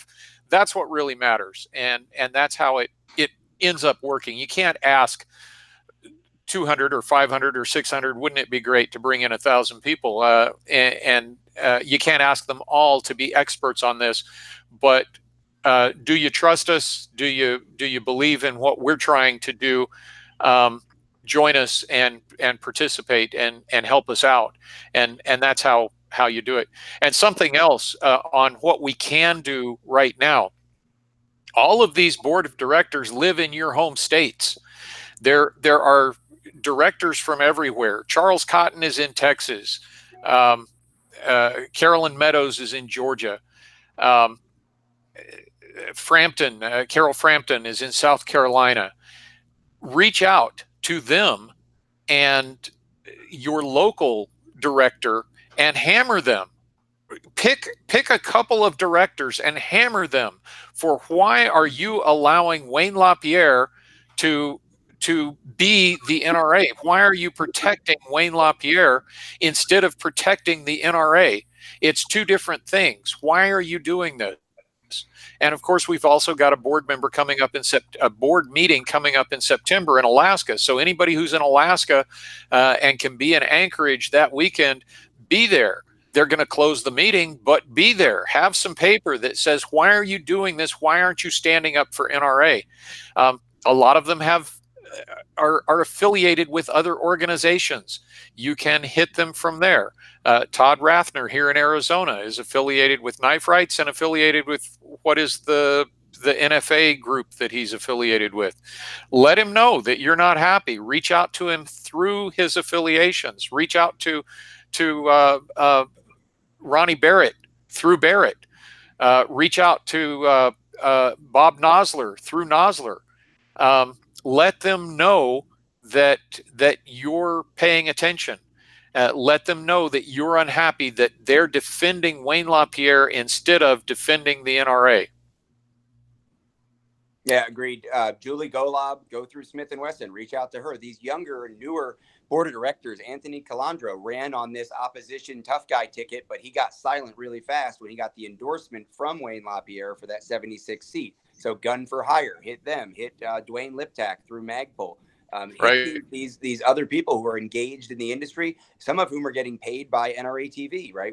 In the case of Julie, through ACMAC. So hit them hard, ask them, make them answer the tough questions, because if they're going to be board of directors members, they owe you these answers. They can't just sidestep and say, well, you know, I'm in it for the good stuff, not for the bad stuff. With that, guys, I got to jump. I really appreciate this. I'm going to be linking this or sharing this link in a lot of comment threads, I'm sure, over the next days and weeks, when people act like they have no idea what's going on, or like there's only a couple of guys that have a personal vendetta or something against Wayne. This is real. It's not the Trace. It's not Bloomberg. Bloomberg's not paying for me to do anything. I'm volunteering my time, and I know everybody else on this panel is, on these political efforts. This is what we do because we care about it. I appreciate you guys inviting me tonight, and look forward to many good more conversations, I'm sure, and actions that won't be futile, but might not have obvious direct impact in the short term. But thanks, guys. Hi, Rob. Take care, Rob. Guys, don't have to bow out as well. Rob said about everything I wanted to say. G-Webs, thanks for putting this together and having me on. I look forward to speaking with you guys in the future, and hopefully we can coordinate our actions for the next NRAAM. And where's that going to be? They're skipping Louisville. They're going to Nashville. That's right. So we'll see you in Nashville, and let's have some more conversations. And again, I'll be sharing this link as well. And with that, I'll say good night, and thanks again, everybody, for having me on. Bye, Tim. Be good, bud. So long, Tim. Let me use this as an opportunity to take a second to give everybody a break and kind of refresh where we're at. I still want to ask Jared if he's got some ideas of what's next here. But let's talk about this. We're talking NRA today, but I'm going to take a break for a commercial break and talk about the Gun Rights Policy Conference, which will be in Phoenix this year. The Second Amendment Foundation and the Citizens Committee for the Right to Keep and Bear Arms have been putting that on. This will be the 35th annual, and the gun owners groups, the gun owners' rights groups, get together. They'll alternate between friendly and unfriendly, gun unfriendly states and cities. And this year it's in Phoenix. So the gun owners' rights groups get together. They take the stage. It's a conference, so they'll talk about what they've done, what they've got coming up, what they might need, and as the audience, we get to see the different speakers and hear from the different organizations. Off stage, they're doing strategy sessions, and you've got booths and stuff. You can talk to the organizations.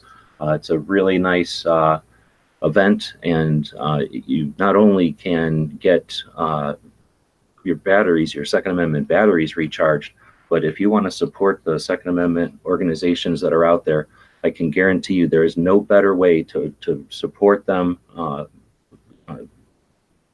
don't know what the word is, but when they get up on that stage and they look out and they see human bodies in that room, to give them support, that's the best thing you can do. So if you have the ability to travel to Phoenix in September, highly encourage you to do so.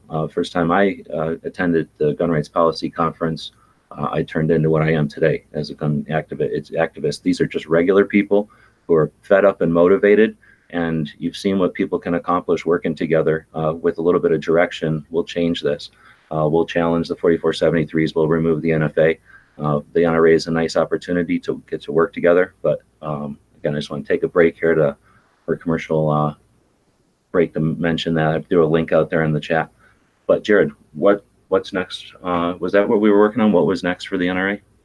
Yeah, and I'm, no matter what I thought was a good idea, I think what Shawn and Tim have inspired us to do is spot on. I think we load that meeting up with people, with us, the real people, not the politicians, not the cronies who are on the payroll, not those who are strategically placed where they are. I think having more of us there sends a solid message, builds a solid base, and I think that the more people are, I mean, just like anything, it's a team, it's a fractured team, but the more that we can pull in the same direction, the better off the organization is in the long run. So yeah, I'm all about trying to help these guys get that room filled this coming meeting. Yeah, 100%. So I mean, Jeff actually said it so well.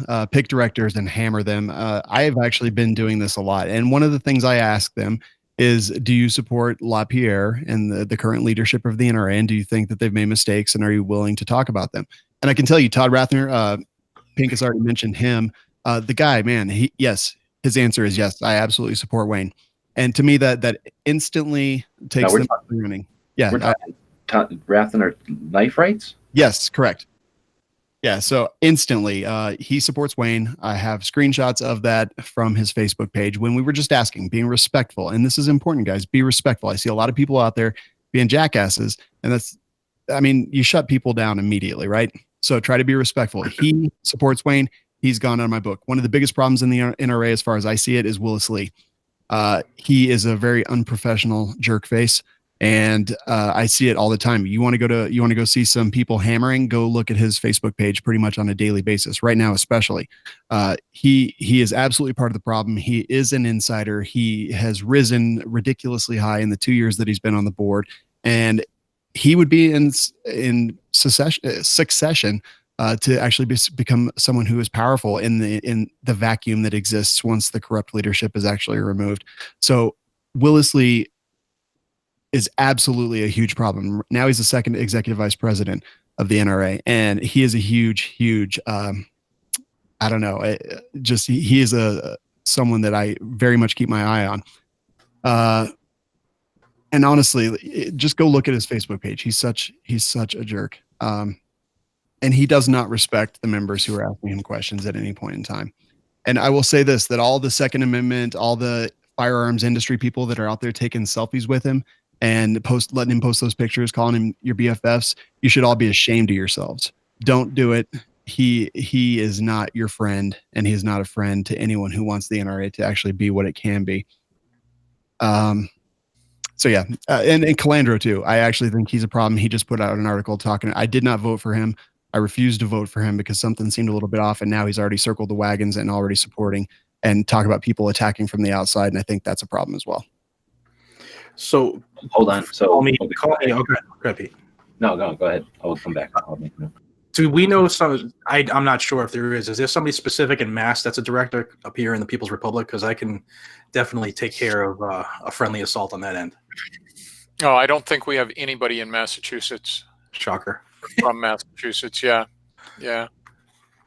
There's a couple from Pennsylvania. There's a couple from New Jersey.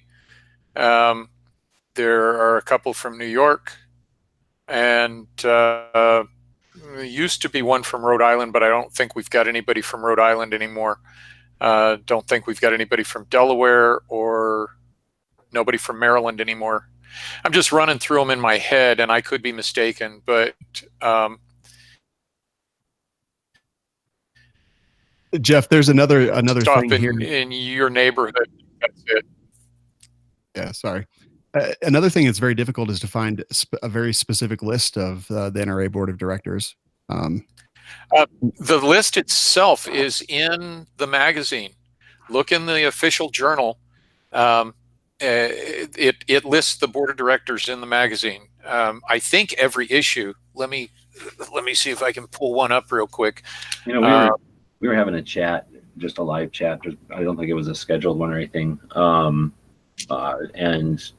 we found like an anti-site that was listed all of the board of directors and then gave different stats on them. It was really crude. It was like 90s HTML, so it's kind of hard to deal with. But that got us thinking: is there? I mean, there's only 70 something of them, right? This thing literally listed all of them throughout time, but so it was a big list. So it was keeping track of them after they're retired and stuff, and it was like things that they'd said and whatnot. But isn't there some way that we could put a database someplace, a Google Doc, and start tracking important stuff, so we're not all having to research this stuff? Yeah. Awesome. We can all work together. Yeah. Yeah, and I can post a lot of that stuff. I've avoided it to not be that guy. They already hate me enough, but at this point, they hate me so much that it doesn't matter. I believe that Adam had a listing of them and showed how many meetings that they had attended over the last couple of years on his website. But yeah, here in the back, and the magazine that I grabbed happened to be the election issue, so I can't be sure that it's in all of them. But here in the back of the magazine, in the inside NRA section of the official journal, there is an NRA board of directors list, and it just lists them by name and their state, and it's in alphabetical order by last name. But all of that, we can put that out there. Something else that's worth noting is that AmmoLand has said that they will publish your letters to the editor, open letters to the board of directors. They will publish those as on ammoland.com. So if you want to write to the board of directors, well, send a copy of it to AmmoLand. You can write to them via email at nrabod@nra.org or nrahq.org. I'm sorry. So it's nrabod@nrahq.org. What that does is they post that on a secret website that's only for NRA board of directors, but nobody knows who sees that. The directors, some of them don't pay any attention to that, and so you don't know that they've seen it. They almost never respond, at least in my experience. But that's one way to do it. You can also write to individual directors by writing them and addressing it to NRA headquarters on Waples Mill Road, and that should be forwarded to them, but who knows, maybe they just will scan it and post it on the website. Don't know. But it's ways that you can try. Yeah, I can tell you specifically that the ones that are addressed to specific board members, they are sent in their original form to said board members.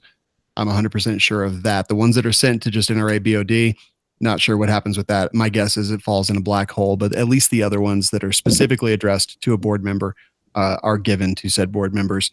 And I agree. That's the thing is, look, I talked about it earlier, the millennials, Gen Z, Gen X, a lot of them have never written letters. And I think that's important to, I grew up in a time where we wrote letters, like I wrote letters to my grandma and things like that. But a lot of these kids that are coming up now, that are interested in guns, and they kind of come across the NRA and they see meme pages and everything else like that. They've never written letters. and they definitely don't know how. I've been working on a video of kind of, just how to do that. Like this is what you go buy. This is where you buy stamps, things like that, because they just haven't done it. Unfortunately, this is one of the best mechanisms to get in touch with the existing board of directors members. But yeah, writing a letter is easy. You could print it out, you could sign your name on it, you could address the letter, put a stamp on it, and just send it to them. 76 board members makes that a bit of a challenge. I understand that, but we need to pick some that are kind of on the edge and talk to them and reasonably talk to them and tell them what our concerns are. And I will also say that there's been maybe 2 board members that have spoken publicly saying that, look, we recognize there's a problem. Alan West and Timothy Knight are the 2 names that come to my mind. And I'll also say this, I'm sure we all know that the NRA people, Tim alluded to it, they're watching the content that's put out there. They're seeing the things. And I will say, if any other board members actually see this and hear my voice here, if you haven't spoken up, if you think that everything is good to go and that Wayne is doing a fantastic job and that changes don't need to be made and that everyone's out to get the NRA, you should be ashamed of your damn selves. You need to get out there. You are there for a reason. And if you're afraid of losing that position, I often go back to anyone who wants to be a politician shouldn't be allowed to run. It should be a matter of service and duty. And I kind of feel that way about the NRA board of directors as well. If you're afraid that you're going to lose what you have because you're there, then maybe what you have is not worth fighting for. So I think they need to get out there and speak out. Jeff, maybe you could speak to that.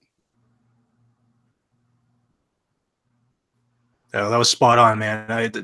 Anytime you call out people for integrity reasons, we can hope that it makes an impact. And I'll echo that. If there is anybody who knows a board of director or a director on the board, start having that friendly chat, because a lot of times the people who are closest to them can make the most impact without even realizing it. They'll get defensive when they hear people like us talking about it on YouTube. They'll circle the wagons when everybody's confronting Wayne at a meeting. But if you have FaceTime with these people, use it to your advantage, because that can do so much good that you don't even know it. I do the same with politicians here in Massachusetts. It's awesome. Oftentimes when you're having a coffee or an adult beverage, that you can actually do a lot of work in making them see the light of something that they might not be seeing it your way. So like Shawn said, man, call these people out. If you know them, start talking to them, get them. Not all of them are lost. We can pull some of them back, but some of them are definitely entrenched for the wrong reasons. Yeah, I definitely agree with that. And Jeff also alluded to the list of board members and their attendance. That's adamkraut.com. That's kraut.com/attendance. That'll show you. I don't believe it's up to date with the newest board members that were added, but it does show attendance for like the last few years. And it's very surprising. There's a lot of people who are on the board just for personal enrichment, in my opinion, and don't really care about it. Ted Nugent and Marion Hammer. Yeah, that's actually, I'm pulling it up right now. It's a good list. Spot on. No worries. And actually, Uncle Ted went to Indianapolis. He wasn't going to go, as he's not gone to many recent meetings, and actually flew up there with the intention of trying to help get Wayne out. So, props to him, at least for that much. Oh, really? So he did go and he was willing to, but wasn't able because he's just one guy, or? He did at least one interview where he expressed publicly that he thought that Wayne needed to resign and be out of there, and that the NRA needed to clean house, and that's why he was there. All right. Well, I'll tell you what. I talked to him on the floor. So sorry, Pete. I did talk to him myself on the floor, and he did say almost the exact same thing. But if you recall the reports, they were 100%. It was a unanimous decision to keep Wayne. So who do we trust? Yeah, that's misleading. It was an acclamation vote, and it was the chair said without objection, done, and they called that unanimous. I was expecting, and actually going into the meeting, they had a majority that was in support of Alan West stepping in on an interim basis, and they that fizzled during the members' meeting. They started running scared and really bending ears, and went into the directors' meeting with a lot of fence sitters. And for some reason, no one nominated West, and I don't know if they were waiting for him to stand up and say something and he didn't, or he was waiting for them to stand up and nominate him and they didn't. But it ended up, they said, well, we only have one nominee, and I move we elect them by acclamation, all without objection, boom, and that's the end of it. That's the way it works.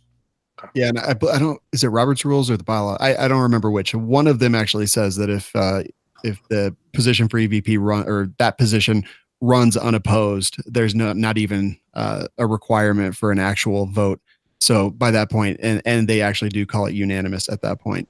And it's not like they can say, I have a problem with this, because there's nothing else to change. There's no other option. Yeah, there wasn't much point to it, except that someone could have and should have stood up and said, I object, and just to get it on the record. But then if they were smart, and they are, what they would have done is gone to a ballot vote to force the people who were in opposition to out themselves. I mean, there's a handful that are out, that they are clearly and loudly in opposition to Wayne LaPierre, but there are a whole lot of people in the middle. The majority of the board is in between, and they don't want to come out openly on either side of the argument at this point or at that point.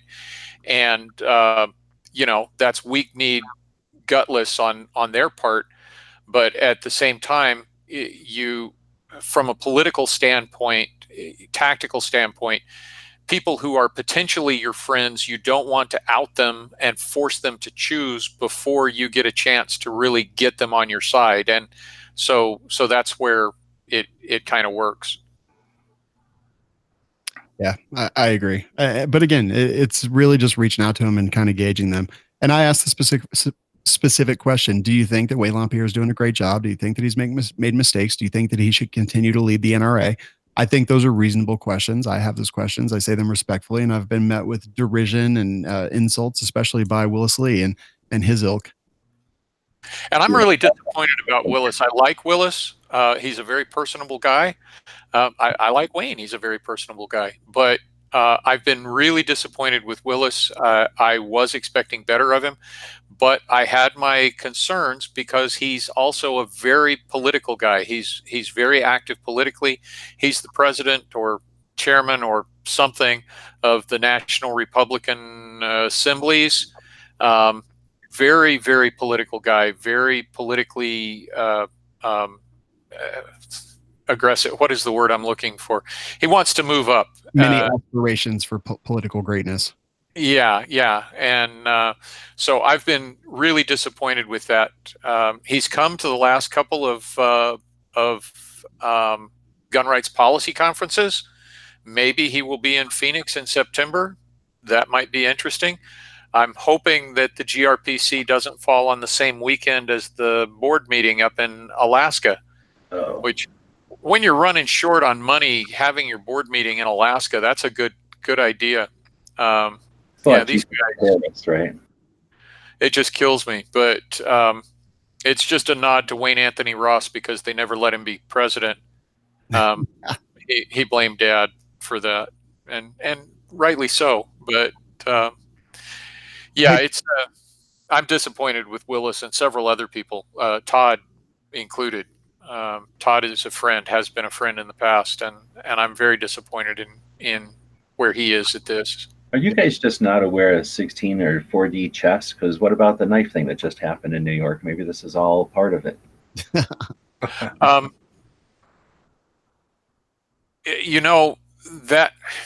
there is something to that.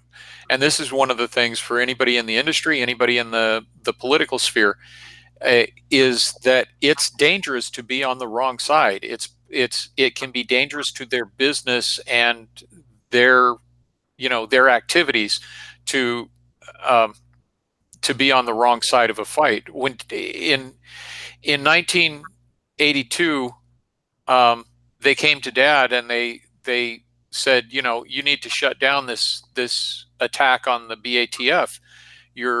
This is a Republican administration, and they're now a Republican bureau, and you need to to back off. You're pissing off our Republican friends. And Dad said, well, if I'm pissing them off, they're on the wrong side.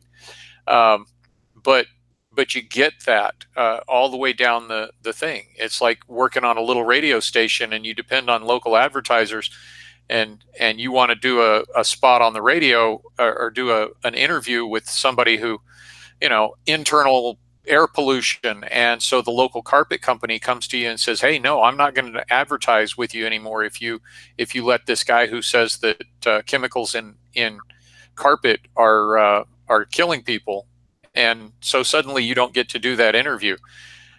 It's the same kind of thing all the way up the chain. It's who's feeding who, and where is the power, and where do their loyalties lie in all of that.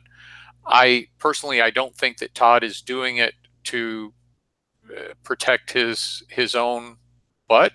I think that he drank the Kool-Aid several years ago and has been drinking the Kool-Aid and sticking with the power. That's my evaluation of the situation.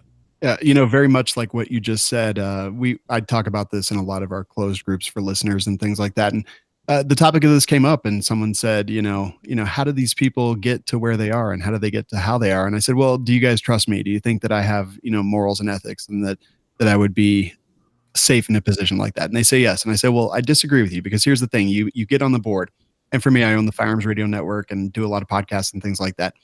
You meet someone on the board, and they say, hey, I've got a radio station. How would you feel about kind of expanding and going into terrestrial radio or something like that? And I say, yeah, that sounds pretty great. What do I have to do that? Oh, nothing, man. I want to support the people that I'm here with. It's all great. And then someday that same person comes to me and says, hey, Alan West is going to run, or he's going to oppose Wayne LaPierre for the EVP vote. And we need you not to vote for that, or we need you to sit down. We need you not to object. And I say, I just can't do that. That's not why I'm here. I'm here to make changes. And they say, well, it would be a shame if you were no longer on radios across the country. That would be awful for you. And then I sit there and I think, well, how do I sacrifice the things that I have gotten from those things? It can happen to anybody. Like, right. Like I said earlier, corruptness, that is a very specific situation that I could totally see. And that suggests like you're going to get like this big bag of money, and the guy's going to roll his mustache and you're going to giggle. But if you create infrastructure and there's dependence on an income thing, and then they're like, hey, all these people that are employed by you really want them employed still? Yeah, and it's so easy, and it's just small things like that. They take a little bit at a time until you're just so far into something that you can no longer get out. And I think that's, like I said earlier, politics, anyone who wants to be in politics shouldn't be allowed to be. It should be duty and service and severe term limits outside of that. Yeah, it's typical in any big business that's lost its way. It's the exact way it happens. Do a draft for Congress. Honestly, we'd probably be in a lot better shape. Yeah. Maybe have some sort of an IQ test and requirement that you at least completed high school, and then draft you, and you serve 2 years in Congress, and then you're out, and the next guy's turn. No New York City bartenders though. Yeah, well, hey, you're gonna get those. What about as you vote? Like, just every once in a while, one of the votes has like a little gold foil thing on there, and that you're going to be serving a couple of years. Yeah, it's like jury duty. Yeah. I mean, let's be legislated by a jury of our peers, a Congress of our peers. I'm game with it. Honestly, I like service guarantees citizenship. I would like to see conscription, that you either go into the military or into the bureaucracy, and you serve your 2 years and then you're out of the bureaucracy. And that way you don't have these career bureaucrats running the show. You get a healthy distrust of the machine, right? Like, that there is no way, except for if you're unscrupulous, to really benefit from it. Anyway, we're getting way off topic. Experience, and we get something that actually works. So we're getting way off topic. So let me at the 2 hour mark, and I'm going to wrap it up like this, because this is a new way to do a show. Thanks to Rob and to Tim, who already jumped out, and to everybody who took the 2 hours to chat with us today. I'm going to shut up, and I'm going to let each of you sum up or chat about anything that maybe you took notes or we just we missed or glossed over. And then I guess we'll try to figure out, maybe try to do this again, or bring more people into the conversation so that hopefully we're given answers.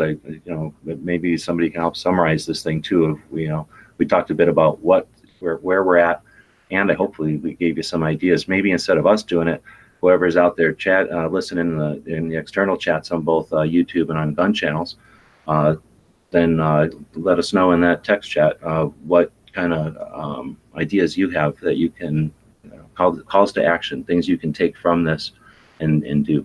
So anyway, Shawn, last words, wrap up. Yeah, I know a lot of people out there, a lot of people watching right now. And again, I feel like a lot of times we preach to the choir and we live in an echo chamber because so many of us agree on things. All of us. I am a gun owner. I am concerned about things. I want a strong NRA because I understand the power behind a strong NRA. 5 million gun owners that are members is kind of ridiculous considering how many people own guns in the United States.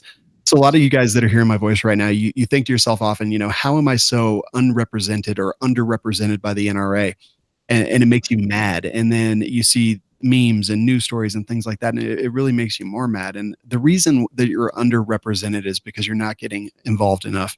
And that means sitting down and writing the dumbest letters that have ever existed and putting them in envelopes and putting stamps on them and going to a mailbox somewhere, whether it's putting the flag up or in a mall parking lot. It's important. And it's getting involved like that. And so many times people on this show right now have said, get involved with your local organizations. A lot of you that are complaining, are you sending letters to the NRA board of directors? Are you sending letters to your politicians? They have to catalog those. When they get those in, phone calls, it's easy to kind of sweep under the rug, but those letters, they have to catalog them and someone reads them at the very minimum. So if you're not getting involved with your local ranges, if you're not getting involved with your local organizations, and use common sense when you're doing that. In Colorado, we've got a couple bad ones that propose to be for gun rights, but have lost us a lot more than anti-gun people, honestly. So if you're not getting involved in those ways, if you're not actually getting off your butt, if you're posting on Facebook and filling out stupid petitions online and things like that, I'm sorry, you're not doing enough. You're not doing your part, and you're screwing the rest of us over. So for the people who feel like you're underrepresented, make sure that you're represented. Make sure that you're getting out there. Make sure you're actually a part of the fight and not just posting on Facebook and screaming from your mom's basement or your own couch or whatever it happens to be. Make sure that you are making a difference because no one else is responsible for you. If you are not taking responsibility for yourself, if you're not fighting for the things that you want, then you might as well just be quiet because you're not doing any of us any good either. Yeah, spot on, man. Anything that is a membership, like the NRA, it's almost like the country, a smaller version of it. We the people make it run, and the more that we the people don't do anything or say, well, that particular part of it doesn't bother me, or I don't really care about that lawsuit. That's where this stuff happens. This is where they lose their way and take advantage of that ignorance, for lack of a better term.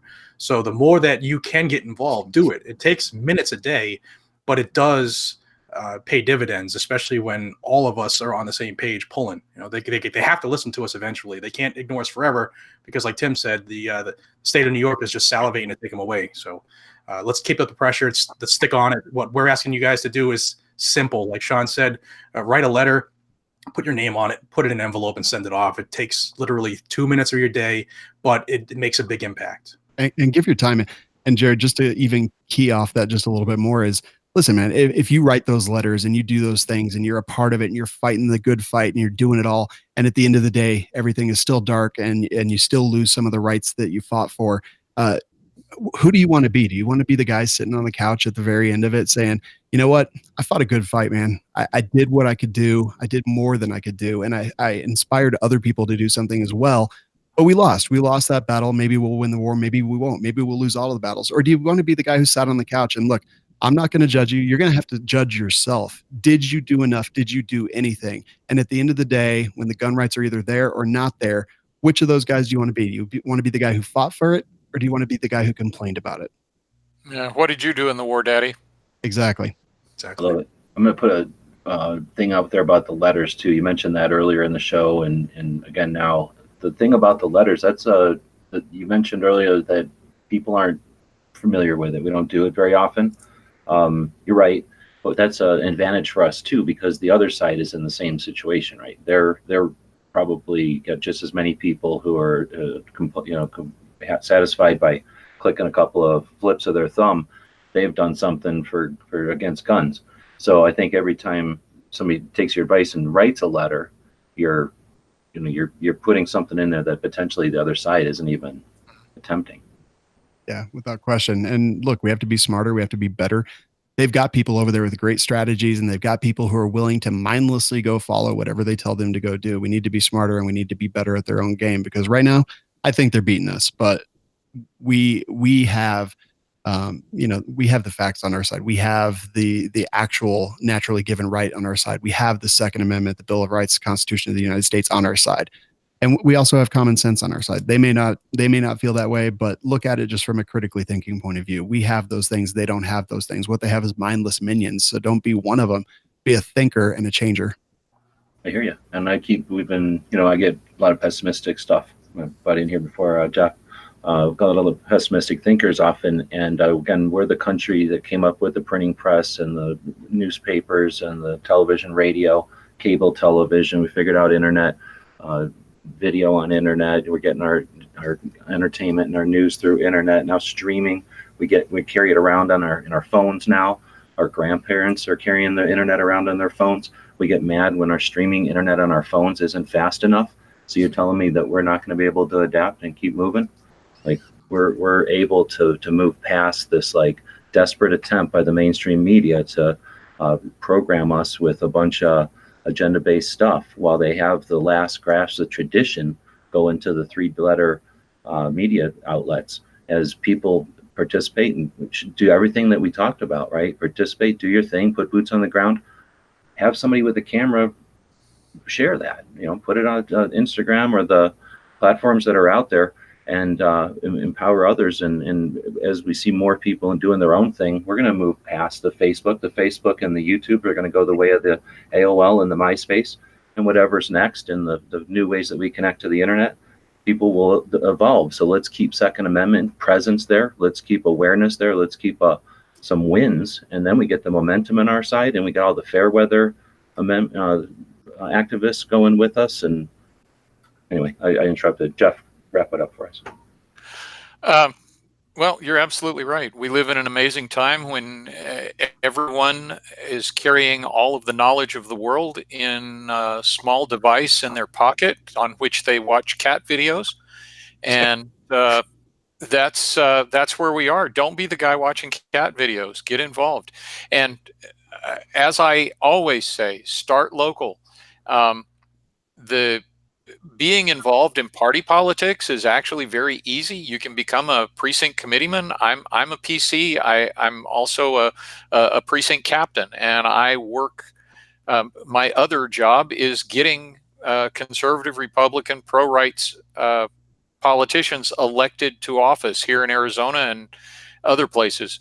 And you can do that too. Get involved, but be involved with your local grassroots organization, and then if you've got something left over, maybe send something to a national organization, but be in touch with a national organization. If you're not getting alerts from Gun Owners of America and NRA ILA and from me, then you're not informed to the level that you need to be. And all of these guys on the YouTube's thing and this interwebs, whatever, that too, get the information, be informed, be an informed and involved activist. One of the things that I've long seen as a problem in our country is I gave at the office syndrome. One of the things about charity is that we don't do charity the way we used to because the government does charity for us and I pay my taxes. So I gave at the office. We don't get directly involved in our gun rights the way we used to once upon a time because I pay my dues to the NRA. So I've done my part. I gave at the office. Well, doing the minimal obligatory thing isn't enough. Get involved, actually do something. You need to be sending good politicians to your state legislature. You need to be sending good politicians to the federal legislature. You need to be sure that your governor is pro-rights. And then you need to hold their feet to the fire on it. And the same with lobbying the NRA or any other group that you care about.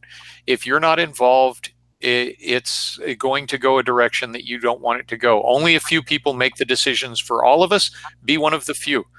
So with that said, my information is at firearmscoalition.org. Oh, We've been censored. there. But that he literally got the URL out, firearmscoalition.org. Yep. And he writes for Amaland. And he's a strong voice, and he understands a lot of the games that they play. Like I said earlier, he was born into it and has ran with it. So and made a decision to stick with it. How many people are born into something and are like, whoa, no, I know too much about this. I'm out. I'm going to go work for something else. Yeah, just in this chat, I've learned so much. So I guess he's having issues. Hey, maybe he needs a couple of bucks for internet. Everybody on the panel is just a regular person. We want to have a Second Amendment activist all be amateurs. Do we all need to be doing this on our hobbies, or do you want people that are semi-pro playing the game for you here? I'm not here to entertain you. Everybody else is doing their own thing, but we could all use a cup of coffee. There's a thing called Patreon. A lot of people are going to tell you it's worth a shit. It's the only thing that keeps me around. It pays my mortgage, and it pays for every single thing that's making this thing possible. So I think my Patreons, those 200 people are what made this possible, along with the people in the panel. But they all have a Patreon account, I think, and I'm going to have those linked down in the description. So consider, if you enjoyed anything that you heard here tonight, buying each of these people a cup of coffee. And if that didn't kill you, as far as financially, I understand what it's like. I'm on a budget. I make about $1,002 a month, right? So if you're able to contribute a cup of coffee to people that are doing something that you think is valid, be venture capitalists and content you think is valid, and that way we're not beholden to other established traditional shit that means it just takes longer and has influence on our content. You can be the influence on our content. I wasted time rambling. Did anybody else want to say anything before we head out? I just want to say thank you. It's a pleasure of mine to be part of these conversations, and it's humbled that I'm humbled. It's humbling that I was asked to join. So thank you. Oh, please, come on. You're an inspiration, dude. You are kicking butt every day. So none of us likes to take acknowledgement for what we're doing, but we're all just regular people. So are you. This is Charles Heller. He inspired me. The guys and gals of gunwebsites.com encourage you to take a CCW class every year, practice at least once a month, and carry every day. Thanks for watching gunwebsites.com.